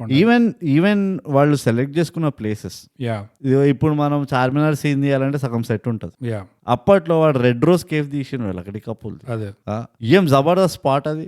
And it might have been అది అక్కడ షూట్ చేయడానికి లాజిస్టికల్ నైట్ మేర్ ఉండుంటది అది. ఎందుకంటే మంచి మధ్యాహ్నం పూటనో పొద్దున పూటనో తీశారు విత్ న్యాచురల్ ట్రాఫిక్ ఇదంతా ఉండే. సో అది మిస్ అవుతాం కొంచెం. అప్పట్లో ఆప్షన్ లేక అట్లా తీస్తుండే కదా, ఆ ఫీల్ వేరేనే ఉంటది. నువ్వు లైవ్ ఎప్పుడైతే షూట్ చేస్తావో విత్ నార్మల్ ట్రాఫిక్ తో కానీ నార్మల్ పబ్లిక్ తో కానీ, అది ఇచ్చే నీకు ఆ ఆర్గానిక్ న్యాచురల్ ఫీల్ నీకు ఏది ఇయ్యదు. నువ్వు వేల కొద్ది ఎక్స్ట్రా అయినా వాడినా నీకు ఆ న్యాచురల్ మూమెంట్ అర్థమైపోతుంది. అండ్ దానికి కల్చరల్ వాల్యూ కూడా చాలా ఉంది. అవును, ఎందుకంటే నువ్వు 20 ఏళ్ళ తర్వాత 50 ఏళ్ళ తర్వాత 100 ఏళ్ల తర్వాత నీకు 2005 ఎలా ఉండేది అని నీకు ఇది ఒక టైం క్యాప్సూల్ లాగా కూడా. నువ్వు ఓకే హైదరాబాద్ 2005 లో పంజగుట్ట ఇట్లా ఉండే, చార్మినార్ అట్లా ఉండే, నీకు ఇవన్నీ ఎక్కడ దొరకవు. నువ్వు తెలుసుకోవాలంటే థైగా ప్రివ్యూ వినాల్సి వస్తుంది. ఎందుకంటే గవర్నమెంట్ ప్రతి సంవత్సరం ఇట్లా ఫోటోలు తీసైనా గానీ వీడియో తీసైనా గానీ ఆర్కైవ్ లాగా ఉంచుకోదు. Nobody cares. అంటే గూగుల్ ఉంచుకుంటది, గూగుల్ మ్యాప్స్ వాళ్ళు ఉంచుకుంటారు కానీ మన లోకల్ గవర్నమెంట్స్ ఉంచుకోరు. అది కూడా దొరకదు నీకు, అది వాడే పెట్టుకుంటాడు. అది వాడు పర్సనల్ ఫేవరెట్, పర్సనల్.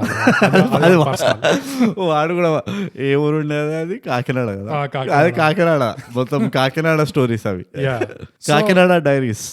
మనం తీద్దాం కాకినాడ డైరీస్. ఏమంటావు? కల్చరల్ వాల్యూ కూడా చాలా ఉంటుంది, అండ్ దానికి కూడా కొంచెం గవర్నమెంట్ నుంచి ఎంకరేజ్మెంట్ ఉండాలి, సబ్సిడైజేషన్ ఉండాలి. ఫర్ దిస్ రీజన్ అండ్ ఈ ఆర్కైవల్ రీజన్ కోసం మేబీ నీకు పర్మిషన్స్ కూడా ఈజియర్ చేయాలి. కానీ అదే it's a very tricky road అనుకో, అందులో చాలా ఉంటాయి మనకు తెలియనివి. బట్ యాజ్ అన్ ఆడియన్స్ అయితే నేను మిస్ అవుతా, ఆ న్యాచురల్ వైబ్, ఆ ఎనర్జీ అదంతా మిస్ అవుతా నేను. నాకు కూడా చూసినప్పుడు అదే అనిపించింది. ఓపెనింగ్ షాట్ నాకు, ఆ ఓపెనింగ్ షాట్ లోనే ఇంకోటి వాడు ఫస్ట్ టైం వాడు చార్మిని వాడు బైనాక్యులర్స్ కి వెళ్ళి చూస్తాడు చూడు, శశాంక్. అవును, ఆఫ్టర్ ద ఇన్సిడెంట్. అవునవును, వాడు అప్పుడే నీకు అర్థం కాదు వీడికి దానికి ఏం రిలేషన్ అయి ఉంటది అన్నట్టు. ఆ ఎస్టాబ్లిష్మెంట్ ఉరుకుతాడు పిచ్చోడ్లాగా. నాకు ఆ బైనాక్యులర్స్ చూడగానే అరే నీ అమ్మ ఇది ఒక పెద్ద ఈవెంట్ ఉంటుండే. ట్యాంక్ బండ్ దగ్గర పోయి ఆ బుద్ధ స్టాచ్యూ దగ్గర పోయి దాంతో చూడడము అదంతా. ఆల్ దీస్ ఆర్ ఏమంటారు మన ఎక్స్టింక్ట్ అయిపోయినాయి మన day to day weekend activities నుంచి కానీ ఏదైనా. అండ్ నాకు ఒక్కటే ఏం రియలైజేషన్ వస్తుండే తెలుసా, ఎంత బోరింగ్ అయిపోయింది లైఫ్ మనదని. నాకు లిటరలీ చెప్తున్నా, ఆల్మోస్ట్ క్రింజ్ లెవెల్కి వెళ్ళిపోయినా నేను మూవీ చూస్తుంటే. అరే ఇన్ని చేస్తుండే మనము, ఇప్పుడు పాపం పిల్లలకి ఏమున్నా చెప్పు, వాళ్ళు అదే కోకోమెలన్ చూసుకుంటారు, బదులు నెట్ఫ్లిక్స్ లో యానిమేటెడ్ సిరీస్ చూస్తారు. మహా ఇప్పుడు అపార్ట్మెంట్ కింద ఎవరు క్రికెట్ కూడా ఆడతలేడు. అవును, అది అగైన్ ఇలాంటి మూవీస్ ని కనుక నువ్వు మళ్ళీ రిలీజ్ చేస్తే మేబీ సమ్ హోప్ ఉంది. అట్లా ఆ కల్చర్ ని మళ్ళీ రివైవ్ చేయొచ్చు అన్నట్టు. ఒక స్ట్రాంగ్ రిలీజ్ క్యాండిడేట్ ఇది ఈ సినిమా. అబ్సల్యూట్లీ. అట్లయితే మొన్న ఖుషీని చేశారు, మెల్లమెల్లగా ఇలాంటి సినిమాలు కూడా తీయాలి బయటికి, కంపల్సరీ తీయాలి. ఇన్ఫాక్ట్ నన్ను అడిగితే ఒక సిస్టమ్ ఇంకో సిస్టమ్ ఏం క్రియేట్ చేయాలి తెలుసా, నార్మల్ పబ్లిక్ ఓటింగ్ తీసుకోవాలి. ఓకే, సేయింగ్ దట్ మీరు ఒక ఈ టాప్ 20 మూవీస్ లో ఏ మూవీని again you want watch it in theatre అని. Right. And it should be director driven than star driven అనిపిస్తుంది. యా. అప్పుడు దానికి ఒక జెన్యున్ రికగ్నిషన్ ఇచ్చినట్టు అనిపిస్తుంది. యా. రాదర్ దెన్ నువ్వు క్యాస్ట్ అండ్ క్రూ డిపెండ్ అయ్యి నేను మా అన్నను చూసుకుంటా మా బావ చూసుకుంటా అనే బదులు నాకు ఈ స్టోరీ చూడాలని ఉంది, ఇలాంటి మూవీ మళ్ళీ చూడాలని ఉంది. యూ నెవర్ నో ఏమంటారు మళ్ళీ ఆ మనీ లేదంటే ఆ క్షణక్షణం లాంటి మూవీస్ ని కూడా ఇఫ్ యూ గులాబీ ఇవన్నీ కూడా మళ్ళీ వేస్తే నేనైతే హ్యాపీగా పోయి చూస్తాను. నేను కూడా, ఎందుకంటే నీకు ఆ 70mm ఎక్స్పీరియన్స్ అనేది నాకు వీటిలోనే వస్తుంది. అవును, ఇలాంటి మూవీస్ లో. ఈ కొత్త మూవీస్ లో మేబీ గినేచునే ఒక 3-4 ఉంటాయేమో కానీ ఇప్పుడు వచ్చే మూవీల్లో అన్ని మూవీస్ ని I would not want go and నాకు టీవీ నేను ల్యాప్టాప్ లో చూసి బంద్ చేసుకుంటాను. అండ్ వాళ్ళకి ఆల్రెడీ ఆ నెగటివ్ ఇంపాక్ట్ తింటున్నారు థియేటర్ వాళ్ళు. ఓటీటీ వచ్చినప్పటి నుంచి ఫుట్ ఫాల్స్ తక్కువ అయిపోయినాయి, అందుకనే పాప్కార్న్ 1000 రూపాయలకి అమ్ముతున్నాడు ఒక్కొక్కడు. ఇట్లా కాదు, ఇట్లాగా అంటే ట్రై టు డైవర్సిఫై, కొంచెం వేరే ఆప్షన్స్ ఇట్లా రీ రిలీజ్ చేయండి.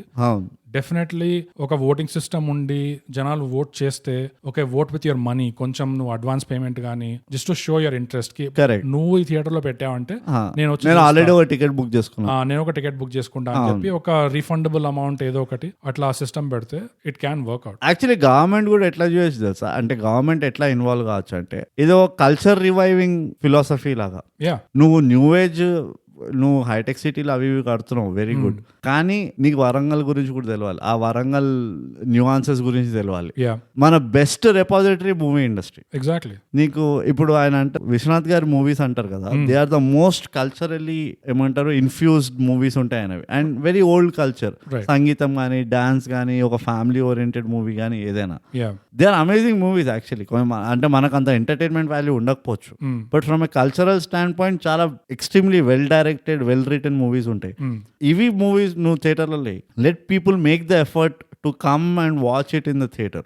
ఎందుకంటే ఎఫర్ట్ లేని మనం ఏది చూసినా గ్రాంటెడ్ తీసుకుంటాం, అదొక పెద్ద తతంగం ఉన్నది మనతోటి as a society or as a tribe. ఇంకో తతంగం ఏంటంటే మనది పెద్ద ప్రాబ్లము ఘర్కి ముర్గి దాల్ బరాబర్. అబ్బా ఉన్నది ఎప్పుడు అంతే, ఉన్నది ఎప్పుడు అప్రిషియేషన్ ఉండదు, మేము ముందుకు పోతూనే ఉంటాము, బయట ఏమైనా చేస్తే దానికి చప్పట్లు కొడతాం, ఇక్కడ ఉన్న దానికి మాత్రం అది నీ చేతిలోకి లాక్కునే వరకు నీకు అర్థం కాదు ఆ మురిగి సోనేకా మురిగినా లేకపోతే దాల్కా మురిగినా అని. ఎగ్జాక్ట్లీ. సో అది కూడా చేయొచ్చు. అండ్ నాకు నిజంగా అంటున్నా, నాకైతే అదొక స్ట్రాంగ్ ఫీలింగ్ వచ్చి మనం ఎందుకు సెలెక్ట్ చేసుకున్నాం ఈ మూవీ కానీ పెద్ద పంచాయతీ అయిపోయింది నాకైతే. సినిమా గురించి తక్కువ ఇవన్నీ, ఎందుకంటే నాకు ఆ క్రేవింగ్ పెరిగిపోయింది సడన్ గా.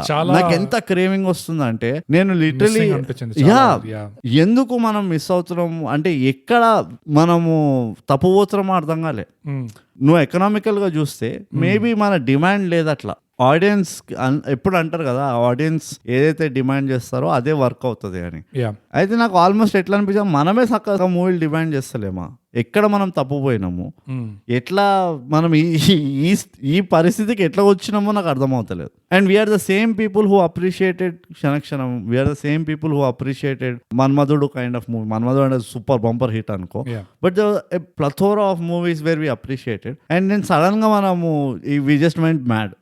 మనం ఇక ఎట్లాంటివి అంటే లవ్ స్టోరీ ఉండాలి, ఈ చెత్త ఫైట్లు ఉండాలి, స్క్రిప్ట్ తో నాకు పని లేదు, నాకు 10 డాన్సులు కావాలి, 3 పాటలు కావాలి. ఎగ్జాక్ట్లీ. It is unfortunate. చాలా patchwork, scene to scene just ఇటు తీసి పడేద్దాం అంతే. అవును, ఒక సీన్ కి ఇంకో సీన్ కి ట్రాన్సిషన్ ఏమైనా ఉందా అంటే లేదు, జస్ట్ ఏదో ఒకటి. అంటే it is no more art అంటారు, it is no more film making, it is just conveyor belt, ఇట్లా మ్యానుఫ్యాక్చరింగ్ అంతే, rotation, mass manufacturing, almost YouTubers kind of. Oh yeah. ఇంకోటి ఏమనిపిస్తుంది, అపార్ట్ ఫ్రమ్ నాస్టాల్జియా కొంచెం బాధ కూడా వేసింది నాకు. అరే 2005 ఏంటి ఇంత రెట్రోగా ఉంది.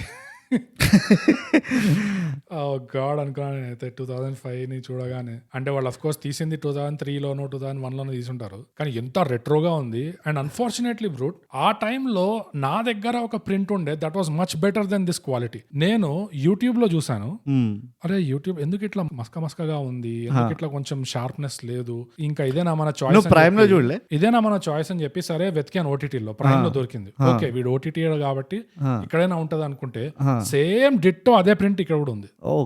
There was no difference YouTube కి ప్రైమ్ కి. అండ్ నాకు లిటరలీ నా దగ్గర ఒక కాపీ ఉండే ప్రింట్ అప్పట్లో, మచ్ షార్పర్ అసలు. అందులో ఇందులో కొంచెం scenes darker than I remember. ఇంత డార్క్ గా లేకుండే ఈ ప్రింట్ ఏదైతే చూసానో కొన్ని సీన్స్ మరి ఎక్కువ డార్క్ అయిపోయినాయి, డల్ అయిపోయినాయి, ఆ షార్ప్నెస్ తగ్గింది, కొంచెం బ్లరీగా ఉంది. అది ఎందుకో నాకు అర్థం కాదు. అంటే ఒక ప్రింట్ కూడా లేదా మంచిది ఈ సినిమాది అసలు. అదే నువ్వు చెప్పినట్టు ఆర్కైవ్స్ లేవు కదా మన దగ్గర, ఆర్కైవ్ సిస్టమ్ లేదు, ఉన్నా కానీ పబ్లిక్ యాక్సెస్ లేదు కదా. యా, ఉన్నదానికి వాల్యూ నిజంగా అసలు ఇవ్వడం రాలేదు. యా, కానీ ఆ ప్రింట్ ఎంత మసగాగా ఉన్నా it is still one of the best movies, Telugu movies in terms of execution.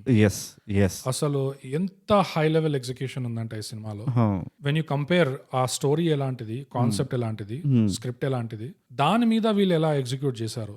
It's a very challenging execution. అది ఒక సీక్రెట్ సొసైటీ టైప్ ఎండింగ్, ఒక మిస్టరీ టైప్ ఎండింగ్ ని వీళ్ళు ఎలా అయితే అల్లుకుంటూ వచ్చారో, ఆ క్యారెక్టర్స్ బిల్డప్, ఆ డైలాగ్ రైటింగ్, అసలు డైలాగ్స్, ఆ సిచ్యువేషనల్ అవేర్నెస్ ఏదైతే ఉందో, అవేర్నెస్ అంటే అది ఎట్లా ఉందంటే పాటలు కూడా సెపరేట్ గా రాసినట్టు అట్లా ఏం లేవు. అఫ్ కోర్స్ నీకు ఎస్పెషల్లీ ఆ రైట్ ఓ లెఫ్ట్ ఓ సాంగ్ ఉంటుంది కదా, ఏం పాట అది, అసలు చాలా సింపుల్ లిరిక్స్. అది music was very light, heavy music ఏం లేదు దాంట్లో, చాలా లైట్ గా float అవుతుంటది music.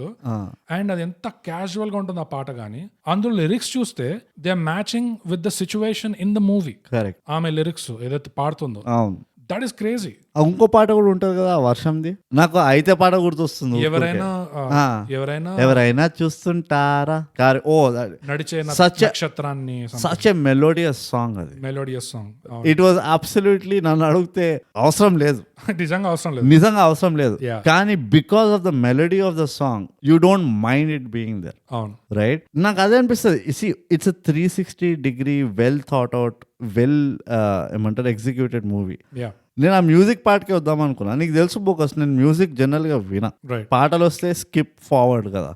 This was the movie. నేను చూస్తున్నప్పుడు I rewinded the songs just to listen to the song. Wonderful songs, రైటో లెఫ్టో లో first time picturisation of songs, do the taking, choreography, it was all about చలో బై మీ complex లో గణేష్ చతుర్థి అవుతుంది, అందరు ఎట్లా డాన్స్ చేస్తారో చేయండి, రైట్? ఇది అన్నెసెసరీ ఆ సీక్వెన్షియల్ డాన్సింగ్ అన్నట్టు కాకుండా అదొక చిన్న ఫ్లా ఉండే అందులో, which made it more real. రైటో లెఫ్టో సాంగ్ అయితే నిజం చెప్తున్నా, ఫస్ట్ టైం నేను చూసినప్పుడు మొత్తం చార్మింగ్ చూసిన సాంగ్ అంతా, ఏం చేస్తుంది, ఎలాంటి మూమెంట్స్ వస్తుంది, ఆ హై ఉన్న వాళ్ళు ఎట్లా చేస్తారు. అది రివైండ్ చేసుకొని సెకండ్ టైం చూసినప్పుడు ఐ ఓన్లీ సా శశాంక్, వీడు ఎట్లా రియాక్ట్ అవుతున్నాడు. అండ్ నీకు ఏ పాయింట్ లో కూడా Shashank was not react, he was constantly reacting. వాడు ఆ మెయింటైన్ చేసిండు ఆ పర్టికులర్ సిచ్యువేషన్ లో, వాడి ఫ్రస్ట్రేషన్, వాడి పైసల పిచ్చి, అది ఏదైతే ఉంటుందో అక్రాస్ ద సాంగ్ మెయింటైన్ చేసిండు. అండ్ వాడు ఆ టేకింగ్ కూడా అంత బ్యూటిఫుల్. ఏదో వీడు స్టార్టింగ్ లో వచ్చి పాట స్టార్ట్ అయింది, హీరోయిన్ చూసుకుంటది, మళ్ళీ లాస్ట్ లో వచ్చి పైసలు అన్నది కాకుండా దే మెయింటైన్ ఆ కాన్వర్సేషన్ ఏదైతే ఉంటుందో ఆల్ త్రూ ద పాట మెయింటైన్ చేస్తారు. అండ్ నర్సింగ్ యాదవ్ కూడా ఉంటాడు, correct. This is very rare. ఈ మధ్య కాలంలో నీకు రేర్ అది చూడడం, చాలా రేర్. నీకు ఇట్లా ఒక సిచ్యువేషనల్ సాంగ్ వచ్చింది అనుకో, ఫస్ట్ 5% ఆఫ్ ద సాంగ్ లో ఉంటారు వేరే క్యారెక్టర్లు, ఇక వీడు వెళ్ళిపోతాడు, ఇక అందరు వచ్చేస్తారు, దిగుతారు, ఊరంతా దిగుతుంది వాళ్ళతో డాన్స్ చేయడానికి, మళ్ళీ లాస్ట్ లో 2 స్టెప్పులు వేసుకుంటే అరే మామ ఏంద్రా అది ఇది అని కూర్చోదు. అప్పుడు ఇంకో రకంగా నాస్టాల్జిక్, ఎందుకంటే ఈ సాంగ్ ఆ సింప్లిసిటీ ఆఫ్ ఎవ్రీథింగ్, ఆ మ్యూజిక్ లో ఎంతైతే బేర్ మినిమం సింప్లిసిటీ ఉందో, ఈ సిచ్యువేషన్ లో కూడా వీళ్ళు ముగ్గురే ఉన్నారు కార్ లో, and the driving on empty Hyderabad roads in the night, which was actually the fact అప్పట్లో after 11ish city was dead. And అప్పట్లో మనం కూడా కాలేజ్ ఏజ్ ఆ టైం లో కూడా we also used to roam around nights. అట్లా అనకోయి, మనం చాలా ఇంకా యూత్ ఉండే, చాలా యూత్, స్కూల్ పోతుండే, బల్బం పెట్టుకొని పలక బల్బం చక్క కింద వేసుకొని పోతుండే సంచిలా. బట్ అది కూడా ఒక నొస్టాల్జియా లాగా అనిపించింది. ఆ పిక్చరైజేషన్, ఆ సింప్లిసిటీ అసలు త్రూ అవుట్, అండ్ ఆ కన్సిస్టెన్సీ, ఆ సింప్లిసిటీ మ్యూజిక్ లో క్యారీ ఫార్వర్డ్ అవడం, ఆ మ్యూజికల్ అరేంజ్మెంట్ లో ఉండడం, తీసిన సిచ్యువేషన్ లో, ఆ షూట్ చేసిన లొకేషన్ లో ఉండడము, ఆ లిరిక్స్ లో ఆ సిచ్యువేషన్ కి సంబంధించిన సందర్భంతో అది రిలేటెడ్ గా ఉండడము, it is crazy to get this. It's నిజంగా అది జరగని పని ఇది. అండ్ కన్సిస్టెన్సీ ఆఫ్ క్యారెక్టరైజేషన్ గానీ, ఇది గానీ, జస్ట్ బికాస్ అది పాట చేస్తుంది కాబట్టి ఆ హీరోయిన్ క్యారెక్టర్ మార్చేయలేదు. She still simple, she still thinks simple. ఆ movie is depicting the character simplicity and the story is still moving forward. అవును, they didn't take a break just because ఆ song ఉందని. అదే ఇట్స్ జస్ట్ మూవింగ్ ఫార్వర్డ్. ఆ first పాట కూడా I want swing and swing, అది కూడా it's like compared to the usual songs. Usual గా ఒక సినిమాలో మొన్న మనం ఏం పాట చూసినాం, నువ్వు పార్టీ చేస్తున్నారు ఇట్లా యూనో డ్రగ్స్ ఫర్ ఎగ్జాంపుల్, నువ్వు హంటే తీసుకో, హంట్ లో ఒక నైట్ క్లబ్ లో పాట ఉంది, నీకు అసలు ఏమన్నా దాని గురించి కాదు. మనం రీసెంట్ గా ఒక మూవీ చూసిన మనలో ఇంగ్లీష్ ర్యాప్ ఉంటుంది చూడు, బటర్ఫ్లై లోనా అనుకుంటా, ఏమో ఓ దరిద్రమైన ఇంగ్లీష్ ర్యాప్ ఉంటుంది. కాదు ఇందులో 18 pages లా హలో హాయ్ ఆ వాట్సాప్ చాట్ ఆ చాట్ లాంగ్వేజ్ లో ఉంటుంది. ఎగ్జాక్ట్లీ ఓ మై గాడ్, బల్లెలు వాడుతూనే ఉంటే మరి ఆలోచిస్తుంటారు. కానీ మంచి పాయింట్ చెప్పిన బ్రో. ఇది 2005 లో సినిమా. 2005 లో వీళ్ళు రాసిన ఇంగ్లీష్ లిరిక్స్ ఇట్లున్నాయి. And then came WhatsApp, Facebook, Orkut. నువ్వు నన్ను లైక్ చేసినావు, నేను గిల్టీ ఫీల్ అయినా. This is an example. అందరు చేయాలి ఎక్సర్సైజ్. పోయి పాత మూవీలు చూడాలి. కల్చర్ అంతా పక్కన పెట్టేస్తే మనం ఎంత డిటోరేట్ అయిపోయినాం మన థింకింగ్ లో తెలుసుకోవడానికైనా పాత మూవీలు చూడాలంట నేను. అంటే ఈ సినిమాలో night club song, first song, it's not some genius level lyric writing. కానీ ఈ తెలుగు సినిమాకి, నాన్ ఇంగ్లీష్ సినిమాకి ఇంగ్లీష్ లిరిక్స్ ఏదో రాశారో more than decent lyrics. And they were sensible కూడా. ఇట్లా ఫేస్బుక్, ట్విట్టర్ ఈ బుల్షిట్ అంతా లేకుండా అసలు. సరే, ఇంకోటి కూడా the credit again has to go to the director. ఎందుకంటే generally director is the final say కదా. ఓకే, ఈ లిరిక్స్ వర్క్అవుట్ అవుతుంది, ఈ ట్యూన్ వర్క్. సో ఆ డైరెక్టర్ కున్న మ్యూజిక్ సెన్స్ ఏదైతే ఉందో ఇట్ షోస్. ఎందుకంటే అయితేలో కూడా ఒకటే పాట ఉన్నది, చిటపట చినుకులు అని. And the whole song is about అయితే ఏమవుతుంది. నాకు అది ఎప్పుడో చూసిన నేను. I don't think it was a super bonanza hit song కూడా కాదు అది. ఇట్ వాజ్ ఇప్పటికి గుర్తున్నాయి నాకు ఆ లిరిక్స్. ఇప్పుడు వచ్చే లిరిక్స్ వింటూ ఉంటే we should blame ourselves అంట. నిజంగా చెప్తున్నా, audience should blame ourselves as audience. మనం ఇస్తున్నాం ఆ స్కోప్. అది నైట్ క్లబ్ సాంగ్ ఉన్నా కూడా ఎంత బాగా ఉంది ఆ పాట.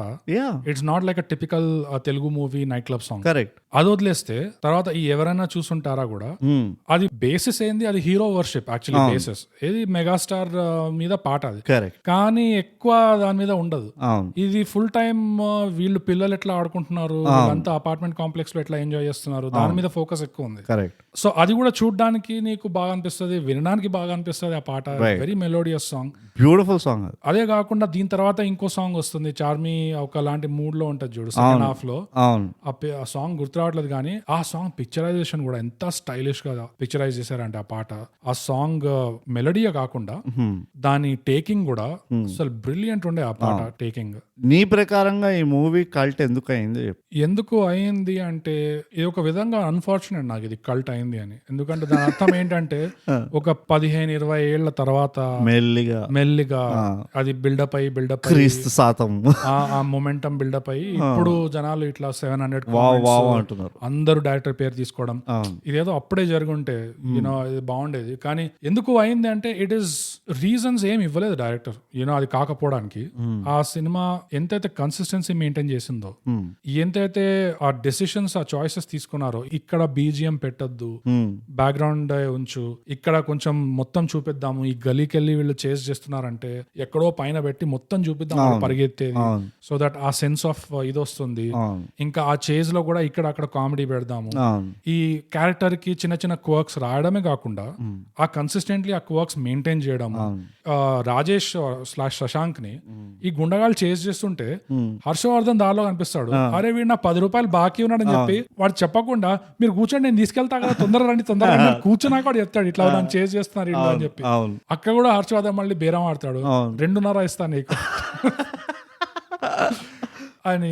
వాడు కూర్చోబెట్టి గుండగాళ్ళు చేజ్ చేస్తున్నా వాడికి ఆ పైసా వసూలు చేసుకునేది ఉంది కాబట్టి వాడిని కూర్చోబెట్టుకుని చేజ్ జాయిన్ చేపిస్తాడు చూడు. అసలు టచ్ ఆఫ్ బ్యూటీ ఇవి చిన్నవి. అండ్ ఆ గుండా కూడా, ఆ మెయిన్ గుండా ఏదైతే ఉంటాడో వాడిని రోడ్లన్నీ చేసి లాస్ట్ కి ఆటో ఎక్కుతాడు. ఆటో మధ్యలో గ్యాప్ ఉంటుంది కదా సందు, అందులో ఇట్లా ఇరుక్కుంటాడు. అప్పుడు జగపతి బాబు దొరుకుతాడు. అవును. అసలు అప్పుడు కూడా వాళ్ళిద్దరూ ఏదో ఉంటుంది జగపతి బాబుకి ఇంకా గుండాకి, ఇప్పుడు దొరికినారా రా స్టేషన్ పోదాం బా అంటే సరే అదంటే సరే నా అని చెప్పి పట్టం కొడతాడు. ఏదో అట్లా ఉంటాయి. అది చిన్న చిన్న మూమెంట్స్ ఉంటాయి, బ్రిలియంట్ మూమెంట్స్ ఉంటాయి. సో ఇవి it will stand the test of time. Undeniable proof అది of high quality, high calibre, high level craftsmanship, execution. For me the two reasons I have. ఇది ఎందుకు కల్ట్ మూవీలో నిలిచిపోయిందో, ఫస్ట్ అయితే all the reasons you mention. ఇంకోటి ఏంటంటే bogus, ఇది మనం ఆనంద బ్రహ్మ అప్పుడు కూడా మాట్లాడడం, ఒక హారర్ లాంటి జానర్లో నువ్వు కామెడీ ఇన్ఫ్యూజ్ చేయడం ఇస్ వెరీ టఫ్, చాలా టఫ్ అది. అలాగే ఒక డ్రామా మూవీలో, సస్పెన్స్ డ్రామా మూవీలో కామెడీ ఆఫ్ ఎర్రర్స్ ని నువ్వు ఇన్ఫ్యూజ్ చేస్తున్నావు చూడు, through characterisation, through plot line, through mostly it's comedy of errors. ఇందులో ఎక్కడ కామెడీ చూసినా ఇట్ ఈస్ మిస్కమ్యూనికేషన్ ఉన్నది, లేకపోతే యూనో ఇద్దరు అలైన్ లేరు, ఒకటే దీనిపైన లేరు, for what ever reason. And ఎవరెవరు చేశారు, మెయిన్ క్యారెక్టర్ ఎప్పుడు చేయలేదు కామెడీ. ఎవరు? సహస్ర ఎప్పుడు కామెడీ చేయలేదు, చుట్టుపక్కల వాళ్ళు చేశారు.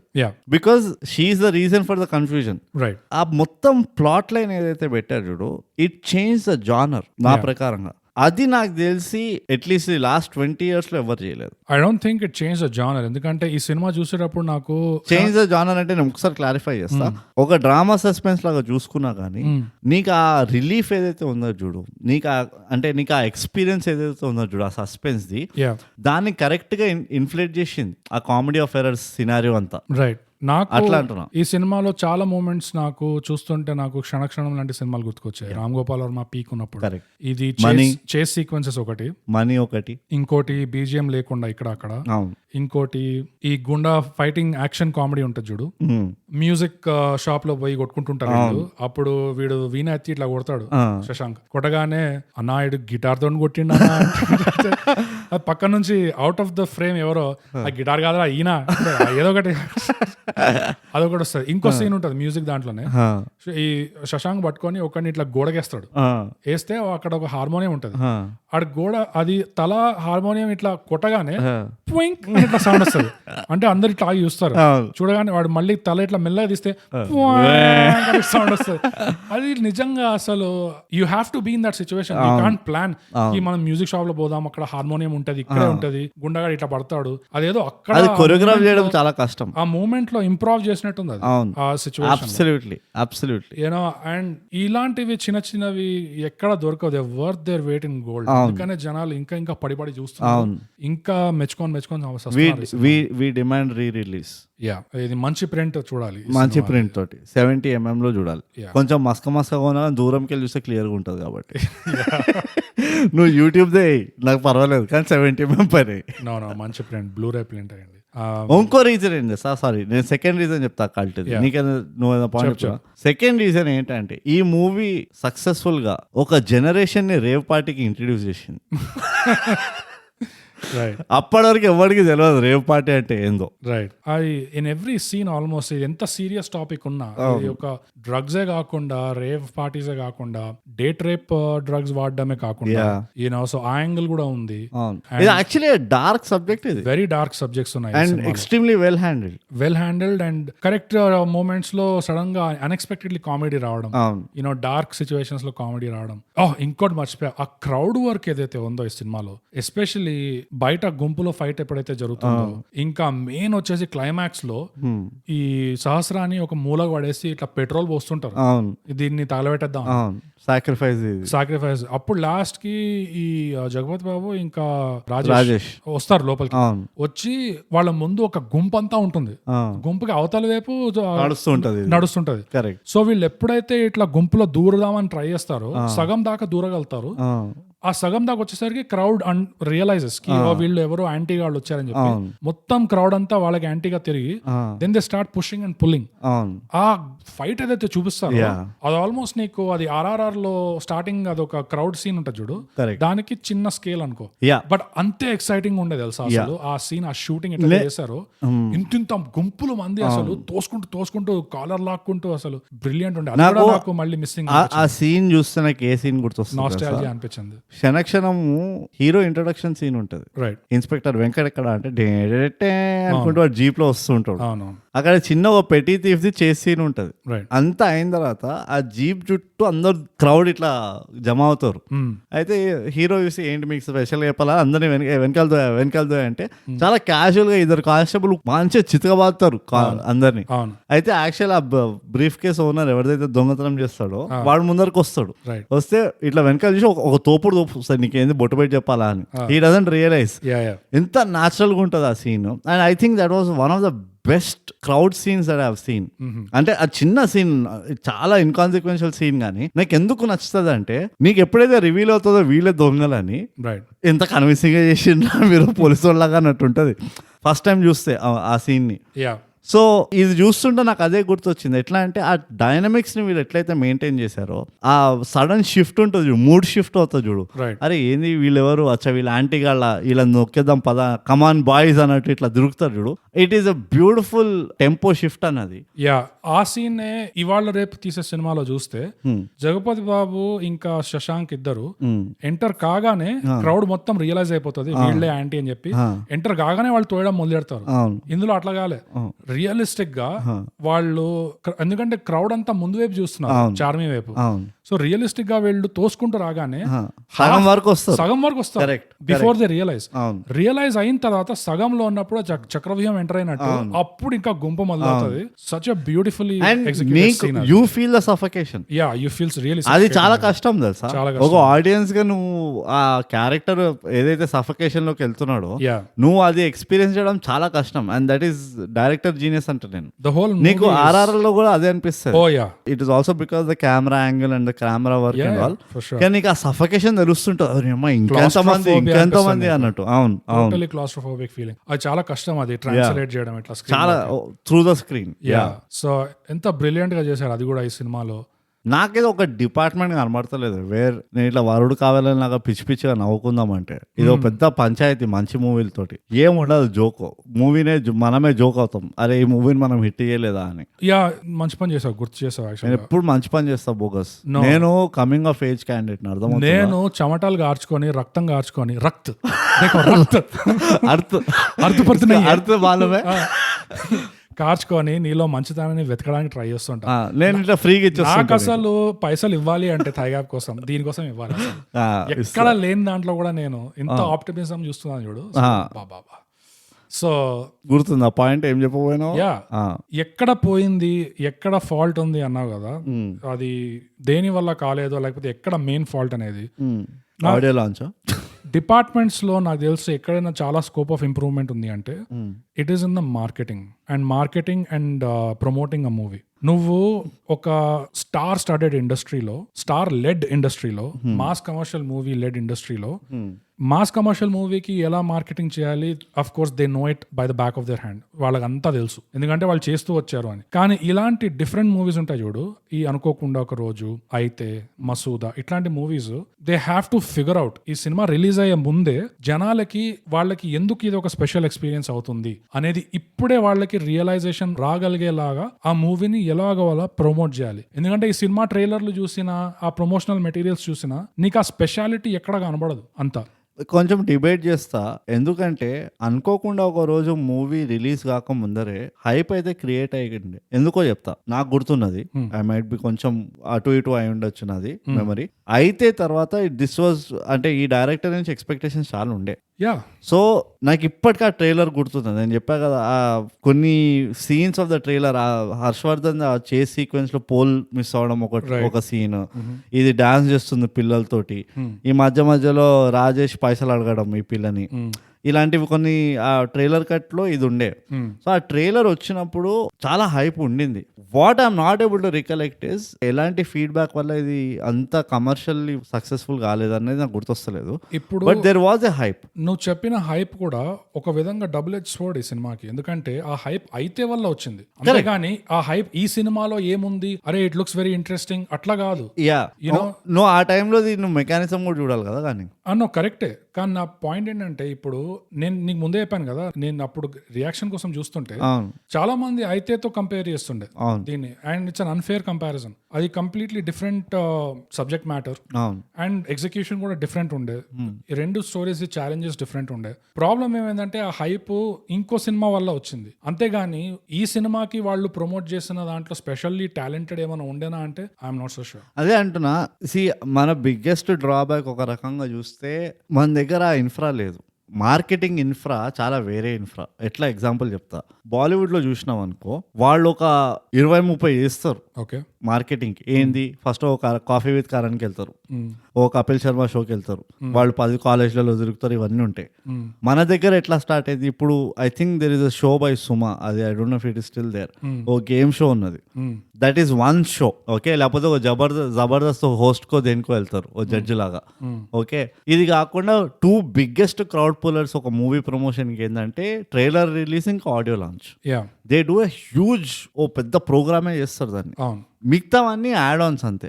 సో ఇది నేను చెప్పే పాయింట్ ఏంటంటే, ఇది నువ్వు కాఫీ విత్ కరణ్ ఇలాంటి షోస్, యూనో టీవీ షోస్, ఇది కూడా ఒక విధంగా ఏమవుతుందంటే స్టార్ లెడ్ ఉంటుంది. అదొక ప్రాబ్లం ఓకే, ఎస్పెషలీ ఇలాంటి మూవీకి. ఇంకోటి ఏంటంటే అది కూడా ఒక విధంగా it's only addressing the problem of exposure. ఎంతమందికి ఈ సినిమా ఉంది అని తెలుసు, ఎంతమందికి ఈ సినిమా రాబోతుంది అని తెలుసు, అక్కడ వరకే. ఇదే పాయింట్ క్లారిఫై చేస్తా, మెసేజింగ్ నీది ఏముంటుందో ఈస్ డిపెండెంట్ ఆన్ నీకు ఎన్ని అవెన్యూస్ ఉన్నాయి.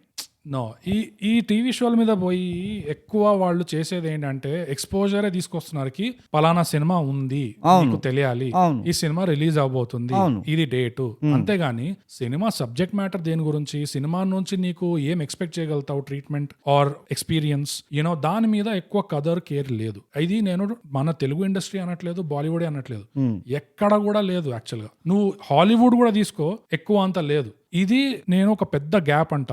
అండ్ వాళ్ళు చేయకపోతే మనం చేయకూడదు అని అట్లేం లేదు, మనం చేయాలంటే మనమే స్టార్ట్ చేస్తాం. అది ఇప్పుడు మనం అవార్డ్ విన్నింగ్ పాడ్కాస్ట్ కాదా. సో ఇది కొంచెం కాంట్రవర్షియల్ ఒపీనియన్ నాది, డెఫినెట్ గా ఎవరు ఒప్పుకోరు నాకు తెలిసి. కానీ నా ఫీలింగ్ ఏంటంటే ఎస్పెషల్లీ ఇలాంటి ఛాలెంజింగ్ మూవీస్ ఉంటే ఈ షోలు ఎక్స్పోజర్ వరకు నువ్వు ఎంతైతే చేస్తావో ఫైన్, అది చేయడానికి చాలా మంది ఉన్నారు ఇండస్ట్రీ వాళ్ళు, వాళ్ళకి తెలుసు ఎట్లా చేయాలో. సో ఎవరికైతే తెలుసో వాళ్ళకి పని చేసి మీరు చేయండిరా ఈ పనులు, మీరు మీ వాళ్ళతో చేపి. సెపరేట్ గా మనం ఏం చేయాలి అంటే ఆ మూవీ నుంచి ఆడియన్స్ ఏం ఎక్స్పెక్ట్ చేయగలుగుతారు, ఆ వైబ్ అనేది, ఆ మూడ్ అనేది, దాని మీద నువ్వు సినిమా స్క్రీన్ ప్లే స్క్రిప్ట్ మీద ఎంతైతే పెడతావో ఫోకస్, ఎస్పెషల్లీ ఇలాంటి మూవీ అనుకోకుండా రోజు ఈ డైరెక్టర్ చాలా పెట్టాడు ఈ స్క్రిప్ట్ లో, స్క్రీన్ ప్లే లో, సీన్ లో, ఫ్రేమ్ లో పెట్టాడు అన్ని. ఆ ఎఫర్ట్ ఎంతైతే ఉందో ఈ ప్రమోషనల్ మెటీరియల్స్ లో కూడా రావాలి. ఎస్పెషల్లీ ఆ యూనివర్స్, ఆ వరల్డ్ అనేది, ఆ వైబ్ అనేది తెలియాలి ఆ ట్రైలర్ లో. ఫర్ ఎగ్జాంపుల్ ఈ సినిమాలో సీక్రెట్ సొసైటీ ఉండే, రైట్? సో సీక్రెట్ సొసైటీ దాని గురించి ఇట్లా ఉన్నారు జనాలు. ఫర్ ఎగ్జాంపుల్ నువ్వు ఒక ట్రైలర్ కాకుండా, ఇది ట్రైలర్ కాదు జస్ట్ ఒక షార్ట్ ప్రోమో అని చెప్పేసి, ఈ సీన్స్ సినిమాలో ఉండవు అని డిస్క్లైమర్ కూడా ఇచ్చేసి, అక్కడ నువ్వు ఇంకా కొంచెం ఈ సీక్రెట్ సొసైటీ సీన్స్, ఆ వియర్డ్నెస్, ఆ వైబ్, అట్మాస్ఫియర్ కొంచెం ఆ షూట్స్ చేసి నువ్వు ప్రమోషనల్ దాంట్లో పెట్టి మెల్లమెల్లగా ఒక్కొక్కటి రిలీజ్ చేసావు అనుకో, చూసిన వాళ్ళకైనా ఒక ఎక్స్పెక్టేషన్ అయినా వస్తుంది. ఓకే, వీ అండర్స్టాండ్ కి ఇది ఒక, వీ షుడ్ నాట్ ఎక్స్పెక్ట్ ఒక action comedy, pure action comedy కాదు, ఇది కొంచెం సూపర్ న్యాచురల్, కొంచెం పారనాయిడ్, కొంచెం యూనో సస్పెన్స్ థ్రిల్లర్ ఎట్లా పోతుంది. ట్రైలర్స్ తో ప్రాబ్లం ఏంటంటే ఐ డోంట్ నో వై ఈ థియరీ ఇంకా ఉంది ఏంటంటే సినిమాలో ఉన్నదే నువ్వు ట్రైలర్ లో చూపించాలి, యూనో. సో అన్ఫార్చునేట్లీ ఏమవుతుందంటే నువ్వు ట్రైలర్ లో ఎక్కువ చూపిలేవు వితౌట్ గివింగ్ ఎవ్రీథింగ్ అవే. సో ట్రైలర్ లో చాలా చూపించినట్టు ఉండాలి. So if you can come up with a disclaimer కి ఇందులో అన్ని సినిమాలో ఉండవు, మీరు చూసే ట్రైలర్ లో అన్ని ఉండవు, it's a setup for the movie. అలా చెప్పాక నువ్వు ట్రైలర్ ఇట్లా చూపించేసి జనాలకి ఒక అండర్స్టాండింగ్ వచ్చింది అనుకో, okay now I get it. ఈ సినిమా Masooda for example, it will be little bit supernatural, కానీ ప్యూర్ హారర్ కాకుండా it is more supernatural, it is more disturbing, you know it's more psychologically disturbing. అట్లాంటి సినిమా నేను చూడబోతున్నానని ఒకలాంటి రిలీజ్ ముందు వాళ్ళకి ఒకలాంటి ఇన్ఫర్మేషన్ అయినా, ఒక క్లూ అయినా మనం ఆడియన్స్ కి ఇస్తే, ఐ ఫీల్ ఆనెస్ట్లీ కి ఇలాంటి సినిమాకి థియేట్రికల్ కలెక్షన్స్ లో there will be a difference అని చెప్పి. కానీ ఇది చాలా స్ట్రాటజిక్ గా ప్లాన్ చేయాలి. అండ్ ఎంతైతే సినిమాలో స్క్రీన్ ప్లేలో స్క్రిప్ట్ లో వీళ్ళు పెడుతున్నారో ఫోకస్, అంతే ఈ ప్రమోషనల్ మెటీరియల్ కూడా పెట్టాలి. అండ్ షూట్ చేసేటప్పుడే ఓకే ఇది ప్రోమోకి అని చెప్పేసి కొంచెం ఎక్స్ట్రా బిట్స్ అక్కడ షూట్ చేసి అదే లొకేషన్ లో you throw that out as special extra content so that people understand కి okay this is what I'm getting. So that నువ్వు సినిమా తీసాక అంత కష్టపడి అంత మంచి పని చేశాక 10-15 ఏళ్ల తర్వాత జనాలు రియలైజ్ కాకుండా ఉండడానికి you know. I'll play the devil's advocate. Yeah, sure. Off the bat, it's a long shot. ఎందుకో చెప్తా. నా బిలీఫ్ ఏంటంటే ఒక ఆడియన్స్ బిహేవియర్ని నువ్వు ఆల్టర్ చేయాలి. ఆడియన్స్ ఆర్ యూస్ టు ఎప్పటి నుంచో ఏ ఇండస్ట్రీకి వెళ్ళినా ఎప్పటి నుంచో they are use to judging whether to see a movie or not through the trailer. ఈ ట్రైలర్ లో నాకు ఈ ఒక ఫైట్ సీన్ బాగుంది, ఈ ఫైట్ సీన్ ముందు వెనక ఏమవుతుందో చూడడానికి నేను మూవీ చూస్తాను. So for the longest time మన మార్కెటింగ్ టెక్నిక్స్ ఏముండే, హుక్స్ ఏముండే, ఒక ఖతర్నాక్ సాంగ్ ఉండే, లేకపోతే ఒక పెద్ద ఫైట్ సీన్ ట్రైలర్ లో చూపిస్తారు, లేకపోతే స్టంట్ చూపిస్తాడు, ఇవన్నీ హుక్స్ ఉండే. అండ్ ఎక్కడో అక్కడక్కడ కొంచెం స్టోరీ, ఇది రివెంజ్ స్టోరీయో, లేకపోతే ఒక సీన్ నేను చంపేస్తారా, నా తమ్ముడి చంపిరా అని చెప్పి వీళ్ళని అరుస్తాడు, లేకపోతే హీరోయిన్ ప్లీజ్ అని అరుస్తుంది హీరో పేరు. సో నీకు ఎక్కడో ఇది ఒక రివెంజ్ మూవీ అనో ఏదో చూపిస్తారు. సో ఈ నువ్వు చెప్పినది ఏదైతే ఉన్నదో ఒకటి వచ్చేసి it is a production nightmare అనిపిస్తుంది. ఎందుకంటే నువ్వు దీనికి మళ్ళీ ఒక సపరేట్ సెగ్మెంట్ తయారు చేయాలి. నువ్వు ఏదైతే మూవీలో వాడింది తయారు చేస్తున్నావో అదొక productional challenge and it might increase cost, ఇవన్నీ ఉన్నాయి. కానీ ఓకే అదొక డిబేటబుల్ టాపిక్ అవుతుంది. బడ్జెట్ ఎక్కువ ఉందంటే తప్పకుండా చేయొచ్చు, లేకపోతే డైరెక్టర్ ముందరే పిచ్ చేయాలి ప్రొడ్యూసర్కి, ఇది ఒక బడ్జెట్ ఎక్స్ట్రా ఉంటుంది అది ఇది అని. అది కాకుండా యాక్టర్లను అడగాలి, ఇవన్నీ పెద్ద తతంగం ఉంటుంది. అది పక్కన పెట్టేసి నేను ఒక ప్యూర్ ఆడియన్స్ సైడ్ నుంచి ఆలోచిస్తే, ఒకవేళ నాకు నిజంగా అంత ఓపెన్నెస్ ఉందనుకో, ఓకే నువ్వు ఇది ఒక ఫలానా ట్రైలర్ చూపిస్తున్నావు, ఇది అసలు మూవీలో ఎక్కడా కనబడదు నాకు, బట్ స్టిల్ నేను దీని బేసిస్ పైన నీ మూవీ చూస్తాను అన్న ఓపెన్నెస్ ఉందనుకో, వాళ్ళ ట్రైలర్ చూసి కూడా అదే చేస్తారు. ఇది ఎట్లా నా థింకింగ్ ఎట్లా మారుస్తుంది అన్నది తెలియదు, నంబర్ 1. నంబర్ 2 ఏంటంటే చాలా స్పెసిఫిక్ మూవీస్కి నువ్వు ఇది చేయొచ్చు. ఇప్పుడు అవతార్ లాంటి మూవీ ఉందనుకో, అవతార్ లాంటి మూవీకి నువ్వు పెద్ద BTS ఒక ఇనిషియల్ ప్రీక్వెల్ లాంటి ఒక షార్ట్ ఫిలిమే రిలీజ్ చేస్తాడు వాడు. వీడి ఇంటర్వ్యూ అందరు యాక్టర్లు కూర్చొని మేము ఇట్లా చేసినాం, మేము అట్లా చేసినాం స్టోరీ, ఇదంతా తతంగం ఉంటుంది చూడు, అది వేరే. అప్పుడు నువ్వు ఆ వరల్డ్ ఆ ఎక్స్పీరియన్స్ని ఎట్లా ఎట్లా అంటే ఇట్స్ బేసికలీ యూజర్ మాన్యువల్ లాగా. ఈ మూవీని నువ్వు ఇట్లా చూస్తే నీకు అర్థమవుతుంది, ఇట్లా చూస్తేనే నీకు కరెక్ట్గా నువ్వు ఎంజాయ్ చేస్తావు ఈ మూవీ అని ఒక యూజర్ మాన్యువల్ ఇస్తాడు. మన దగ్గర వచ్చేసి ఏంటంటే నా first problem as an audience or నాకు కనబడే గ్యాప్ ఏంటంటే మనకు జానర్లే సరిగ్గా తెలియదు. మనం అన్ని ఒక కుప్పలో వేస్తుంటారు. ఇట్లా కొంచెం మూవీ ఎండింగ్ లో సస్పెన్స్ ఉందా, మూవీ సస్పెన్స్ జానర్. ఓకే ఒక చోట దయ్యం వస్తుందా, మొత్తం ఇది అంటే హారర్ తక్కువ ఉన్నాయి అనుకో, ఫ్యామిలీనా ఇది ఒక ఫ్యామిలీ ఎంటర్టైనర్. ఇట్లా మనకి ఆ జానర్సే మనకి ఇంకా క్లారిటీ లేదనిపిస్తుంది. మనకి అంటే ఎవరు అంటున్నాం, ఇండస్ట్రీకి we're talking in general Indian ఇండస్ట్రీలో ఫ్యామిలీ ఎంటర్టైనర్ ఇవన్నీ చాలా లోకలైజ్డ్ జానర్స్ మన దగ్గర. నువ్వు US హాలీవుడ్ పోతే నీకు ఫ్యామిలీ ఎంటర్టైనర్ అన్నట్టు ఏమి ఉండదు, నీకు అంత స్పెసిఫిక్ ఇది ఉండదు. మన దగ్గర ఫ్యామిలీ ఎంటర్టైనర్, ఒక లవ్ స్టోరీ, ఒక romance comedy, romance drama, romance ఇది తొక్క, రొమాన్స్ హారర్, మళ్ళీ నీ కమర్షియల్ ఇది, ఇవన్నీ ఉంటాయి రైట్. కొంచెం మనది కాంప్లెక్స్ స్టోరీ టెలింగ్ స్టైల్ మనది. సో ఆ జానర్ మనకి క్లారిటీ లేదు. సో యాజ్ అన్ ఆడియన్స్ నేను సస్పెన్స్ అని చెప్పి పోయి చూస్తే నాకు ఆ సస్పెన్సే కనబడలేదు అనుకో, అక్కడే నేను డిసప్పాయింట్ అవుతా. నువ్వు నాకు ఒక సెపరేట్ సెగ్మెంట్ నాకు యూజర్ మాన్యువల్లీ ఏమన్నాయి. ఎగ్జిక్యూషన్ లో ఆ స్టోరీ టెలింగ్ ఎగ్జిక్యూషన్ లో is where majority of the time తప్పుపోతాం, మన ఎక్స్పెక్టేషన్ కి తగినట్టు ఉండదు. సెకండ్ థింగ్ ఏంటంటే నువ్వు చెప్పిన దాంట్లో ప్రాబ్లం ఏంటంటే డైరెక్టర్కి పిచ్చి లెవెల్లో కాన్ఫిడెన్స్ ఉండాలి ఆ యూజర్ మాన్యువల్ తయారు చేయడానికి. మనకు తెలియని విషయం ఒకటి ఏంటంటే డైరెక్టర్ మార్కెట్ రిలీజ్ అయ్యే ముందర ఎంత కాన్ఫిడెంట్గా ఉన్నాడు, వాడికి ఎంత క్లారిటీ ఉంది తప్పకుండా హిట్ అవుతుంది అని తెలియదు మనకి. సో అది ఇంకో డైరెక్టర్ ప్రకారంగా ఇది నార్మల్గానే ఉంది కదా అని అనుకున్నాడు అనుకో, ఇది అర్థం చేసుకోవడానికి పెద్ద విషయం ఏముంది అని అనుకున్నాడు అనుకో, దెన్ వాడికి ఆ థాట్ కూడా వెళ్ళదు కదా దీనికి ఇట్లా ఒకటి చేయాలి మనం అని. So on the hindsight ఉంటుంది అది. సో ఒకటేంటంటే నాకు అది నువ్వు చెప్పిన దానికి ఆపోజిట్ అనిపిస్తుంది. ఇండస్ట్రీకి జానర్ ఐడియా ఉండనంత లేదన్నావు కదా. ఐడియా ఉండడం కాదు, ఏ జానర్ లో ఫిట్ అవుతుందో మనకు ఆ డిస్టింక్షన్ క్లియర్ లేదన్న. ఇండస్ట్రీలో అంటున్నావు ఇన్ జనరల్. నా దృష్టిలో ఇండస్ట్రీలో ఆ డిస్టింక్షన్ ఉంది, వాళ్ళకి అండర్స్టాండింగ్ ఉంది బాగా, కాకపోతే ఆడియన్స్ లో లేదు ఆ డిస్టింక్షన్, ఆడియన్స్ లో అండర్స్టాండింగ్ లేదు. అదొకటి నేను ఆపోజిట్ అంట.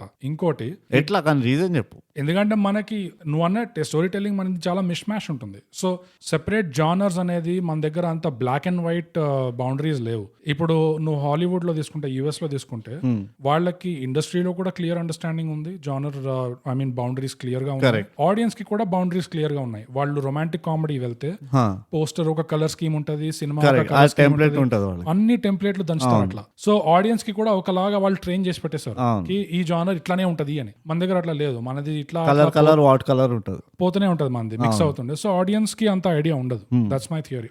ఇండస్ట్రీ వైపు నుంచి అయితే ఐ ఫీల్ కి వాళ్ళకి ఉంది డిస్టింక్షన్, దే అండర్స్టాండ్. కాకపోతే ఈ డైరెక్టర్ కాన్ఫిడెన్స్ అన్నావు కదా, తెలుగు ఇండస్ట్రీలో ఉంటూ నువ్వు ఆనందో బ్రహ్మ అయితే, అనుకోకుండా ఒక రోజు, మసూదా ఇట్లాంటి సినిమాలు తీస్తున్నావు అంటే ఐ ఫీల్ కి నీకు చాలా ఇన్సెక్యూరిటీ ఉండాలి. నువ్వు తీసిన దాని మీద కాదు, అది ఎట్లా అర్థం చేసుకుంటారా, దానికి అప్రిషియేషన్ వస్తుందా, ఇమ్మీడియట్ అప్రిషియేషన్ వస్తుందా. అది 20 ఏళ్ళ తర్వాత నువ్వు చేసినావు అంటే ఓకే బానే ఉంటది, కానీ ఇమీడియట్ గా పైసలు అయితే రావు కదా.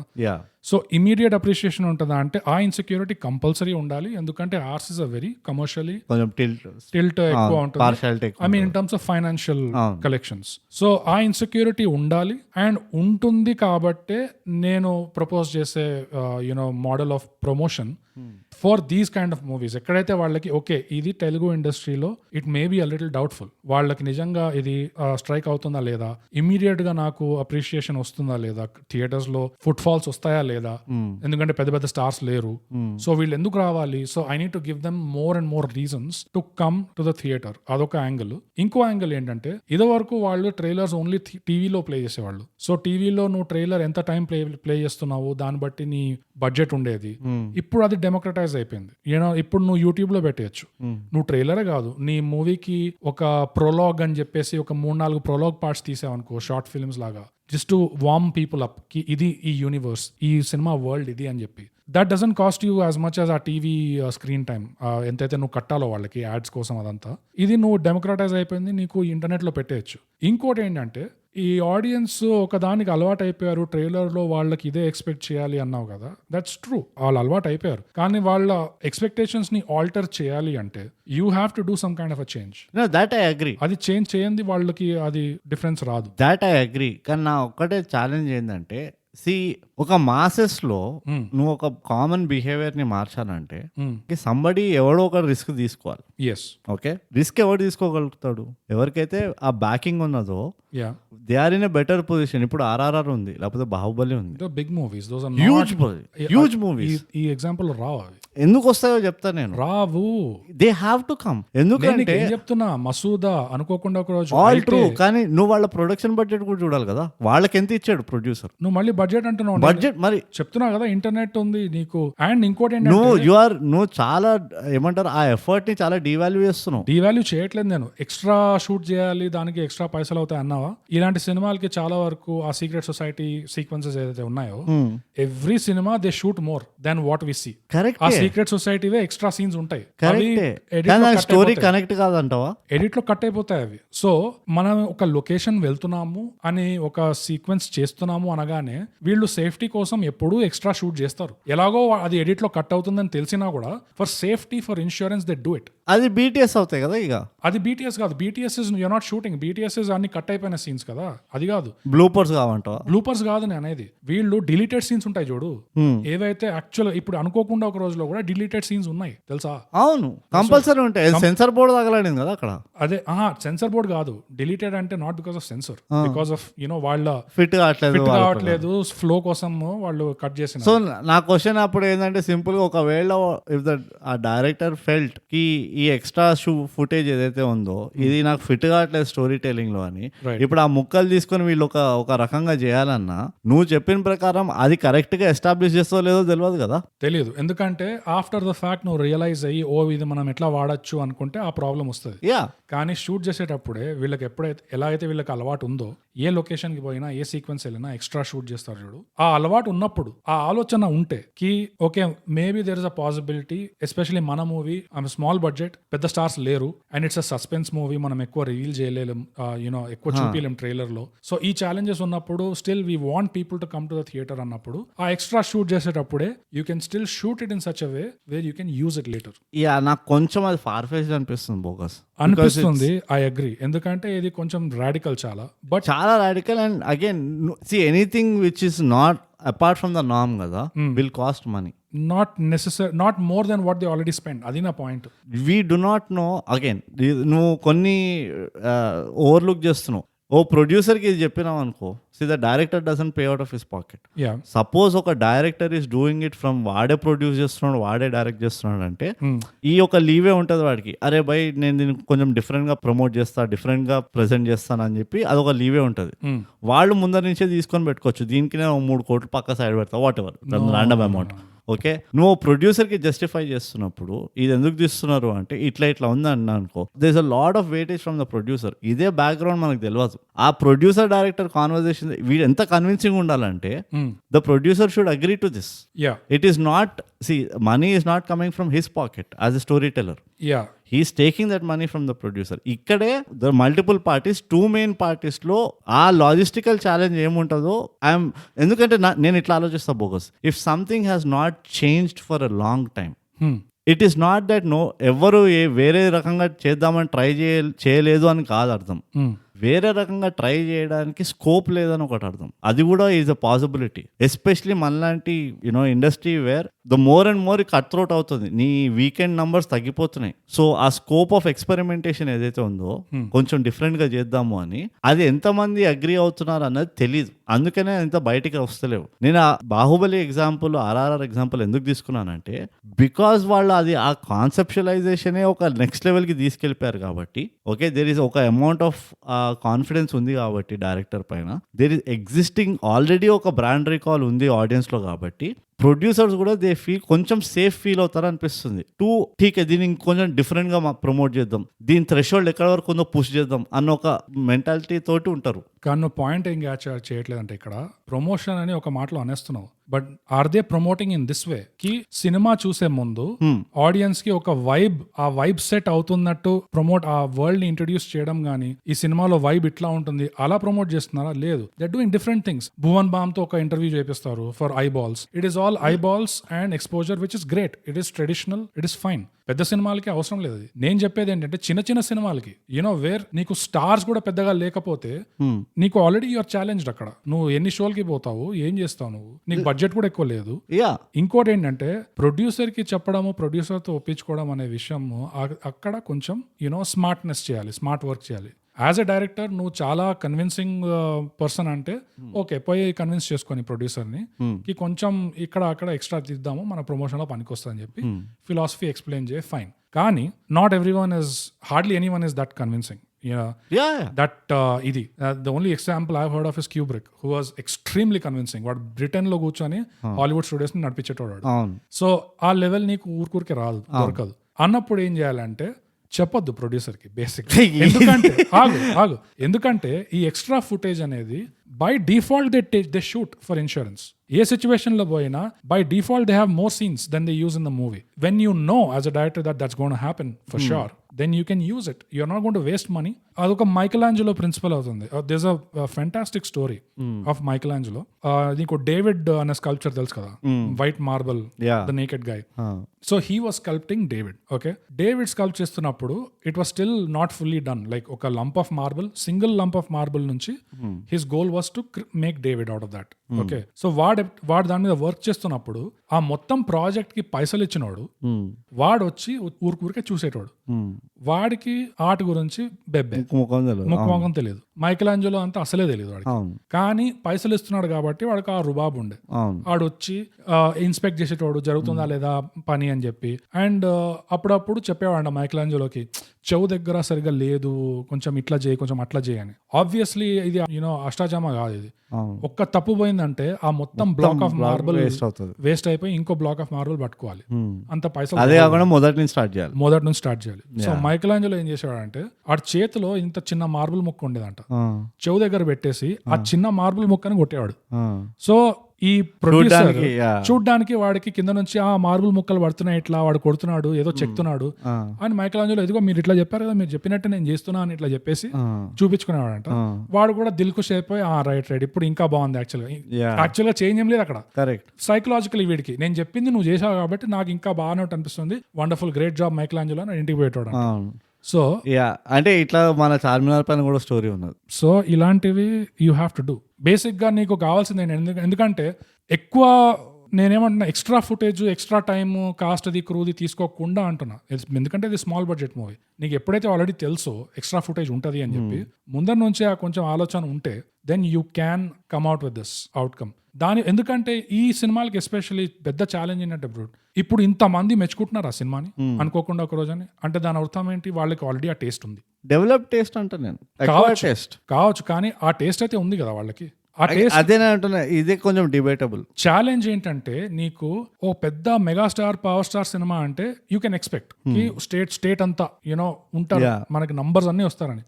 ఇలాంటి సినిమాలు అంటే ఈ నంబర్స్ అందరిలో ఎంతమంది ఎక్కడెక్కడ ఉన్నారు, ఈ ఏరియాలో ఇంతమంది ఉంటారు, కొంతమంది ఉంటారు, ఆ ఏరియాలో కొంతమంది ఉంటారు, సో టార్గెట్ చేయడం కష్టం అన్నప్పుడు వాళ్ళకి తెలిసేలా చేయాలి. ఎట్లాగో అట్లా మీకు వచ్చే వైబ్ ఇది, మీకు వచ్చే రాబోయే ఎక్స్పీరియన్స్ ఇది, దీనివల్ల మీరు సినిమాకి థియేటర్కి రావాలి. Even though there is no star, even though మీకు పెద్ద అపీల్ గా లేదు అని. We have to give them some reason basically to understand that oh I might like this movie. ఎందుకంటే ఇప్పుడు ఎంతైతే మెచ్చుకుంటున్నారో, ఎంతైతే పద్యాలు రాస్తున్నారో డైరెక్టర్ మీద, యాక్టర్స్ మీద, అది కొంచెం రిలీజ్ కాగానే వచ్చేటట్టుగా మనం ఏమైనా చేయగలిగితే అది చేయాలి. అండ్ మళ్ళీ నా బేసిక్ పాయింట్ ఏంటంటే మార్కెటింగ్ లో, ప్రమోషనల్ టాలెంట్ లో, ఆ స్కిల్ లో డిఫరెన్స్, ఆ రాడికల్ డిఫరెన్స్ అనేది అక్కడ రావాలి. అంటే నువ్వు చెప్పిన కాన్సెప్ట్ కరెక్టే, నువ్వు చెప్పిన పాయింట్ కొంచెం నీ తరీకా ఏదైతే ఉందో మీడియం అన్నావు చూడు, అది కొంచెం డిబేటబుల్. ఎందుకంటే నాకు తెలిసి చాలా మంది తలకాయలు ఉంటాయి, అందులో చాలా మంది స్టేక్ హోల్డర్స్ ఉంటారు. సో అది ఒక యునానిమస్ గా తీసుకురావడం, ఇవన్నీ చేయడం కొంచెం డైసీ. అది నేను కూడా, ఎందుకంటే industry also runs on trust and credibility. ఒక్కసారి ఇట్లా కోతిగాడని తెలిసిందంటే ఇట్ ఈస్ ఆల్సో వాడి ఆ డైరెక్టర్ పొజిషన్ థ్రెట్ లో వెళ్తారు. దాని వల్ల ఇంకా పాజిటివ్ వర్కౌట్ అయితే మాత్రం అది ట్రెండ్ అవుతుంది. సో మొత్తానికి ఏదో ఒక కల్ట్ మూవీ, పాత మూవీ ఇట్లా మంచిగా ఉంటుంది, నాస్టాల్జిక్ ఉంటుంది అనుకో నేను టచ్ చేసినాం కానీ ఇంత బండారం బయటపడింది. మనలో ఇంత దరిద్రం ఉందని మనకే ఇప్పుడు తెలిసింది. అంటే అది ఇలాంటి మూవీస్ ఎఫెక్ట్, అది ఇలాంటి మూవీస్ ఇచ్చే ఇంపాక్ట్ అది. Correct. They make you think, they make you talk. Hunt, Khiladi, Kapatadhaari ఒకలాగా ఎఫెక్ట్ చేస్తే ఇలాంటి మూవీస్ ఇంకోలాగా ఎఫెక్ట్ చేస్తాయి. And I celebrate both. నేను సెలబ్రేట్ కాదు, నేను exuberate both. See I'm coming of age బోకస్. Okay, in fact thigh gap is coming of age అంట. నేను ఇలాంటి మూవీస్ ని కూడా సెలబ్రేట్ చేస్తాం. మనము 360 channel so good it's rare అన్న మూవీస్ ని కూడా సెలబ్రేట్ చేయాలి. Correct. So bad it's good అన్న మూవీస్ ని కూడా సెలబ్రేట్ చేయాలి. అవును, మోస్ట్ ఆఫ్ ద టైమ్స్ మనం so bad it is good అనేది సెలబ్రేట్ చేస్తాం అంతే. Because life is short, have fun. So అదండి, అనుకోకుండా ఒక రోజు రివ్యూ. అది ఎంతవరకు రివ్యూ, ఎంతవరకు ఏమనొచ్చు. మన ఇందాక భాస్కర్ అన్నాడు కదా, not a movie review. So ఇది అదే ట్రెండ్ స్టార్ట్ చేస్తున్నాం. ఎగ్జాక్ట్లీ. సో అంతటితో సమాప్తం. బ్రూట్, నీకు ఈ సినిమాలో గుణపాఠాలు ఏమైనా ఉన్నాయి? ఏం లేవు. నాకు గుణపాఠం ఏంటంటే ఒకటే రేవ్ పార్టీ మిస్ అవుతున్నాను నేను. ఓకే, నాకు ఒక చిన్న షార్ట్ అండ్ క్విక్ గుణపాఠం ఉంది. హైదరాబాద్ లో ఎందుకో సమ్మర్ లో ఈ మధ్య వర్షాలు పడుతున్నాయి. So please don't be brainless rain dancer. Okay,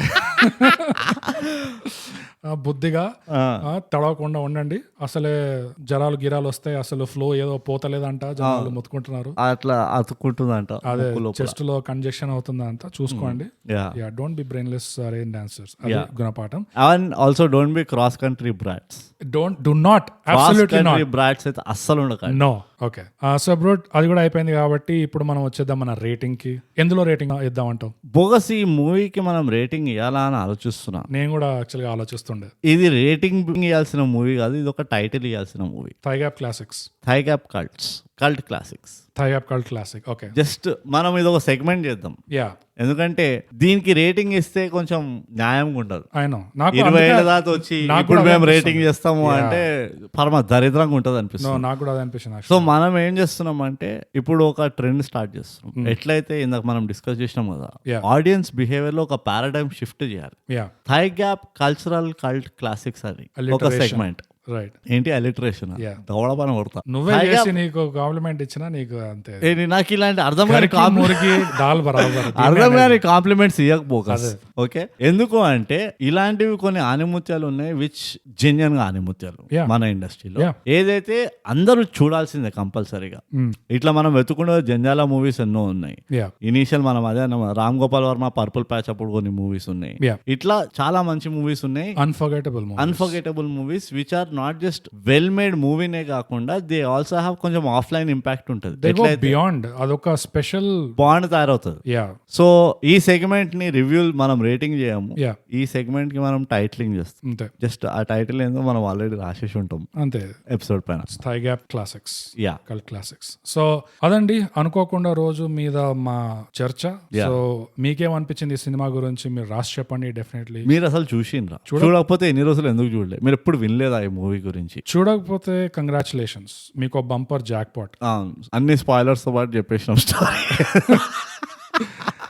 yeah, so మీకు ఏమనిపించిందో మాకు రాసి చెప్పండి ఫర్ షూర్. ఇలాంటి కల్ట్ క్లాసిక్స్ ఇంకేమున్నాయో కూడా మాకు చెప్పండి. ఎక్కడ అంటే ఇన్స్టాగ్రామ్ లో @_thigap, ట్విట్టర్ ఇంకా వీరో @thigap, అండ్ మా ఇమెయిల్ వచ్చి mindthigap@gmail.com. అంతే అండి. సో మనం ప్రతిసారి చెప్పుకున్నట్టే థై గ్యాప్ తెలుగు పాడ్కాస్ట్ చేయండి, సబ్స్క్రైబ్ చేయండి, షేర్ పంచండి, పంచండి, పంచుతూ ఉండండి. Don't be cross country brats.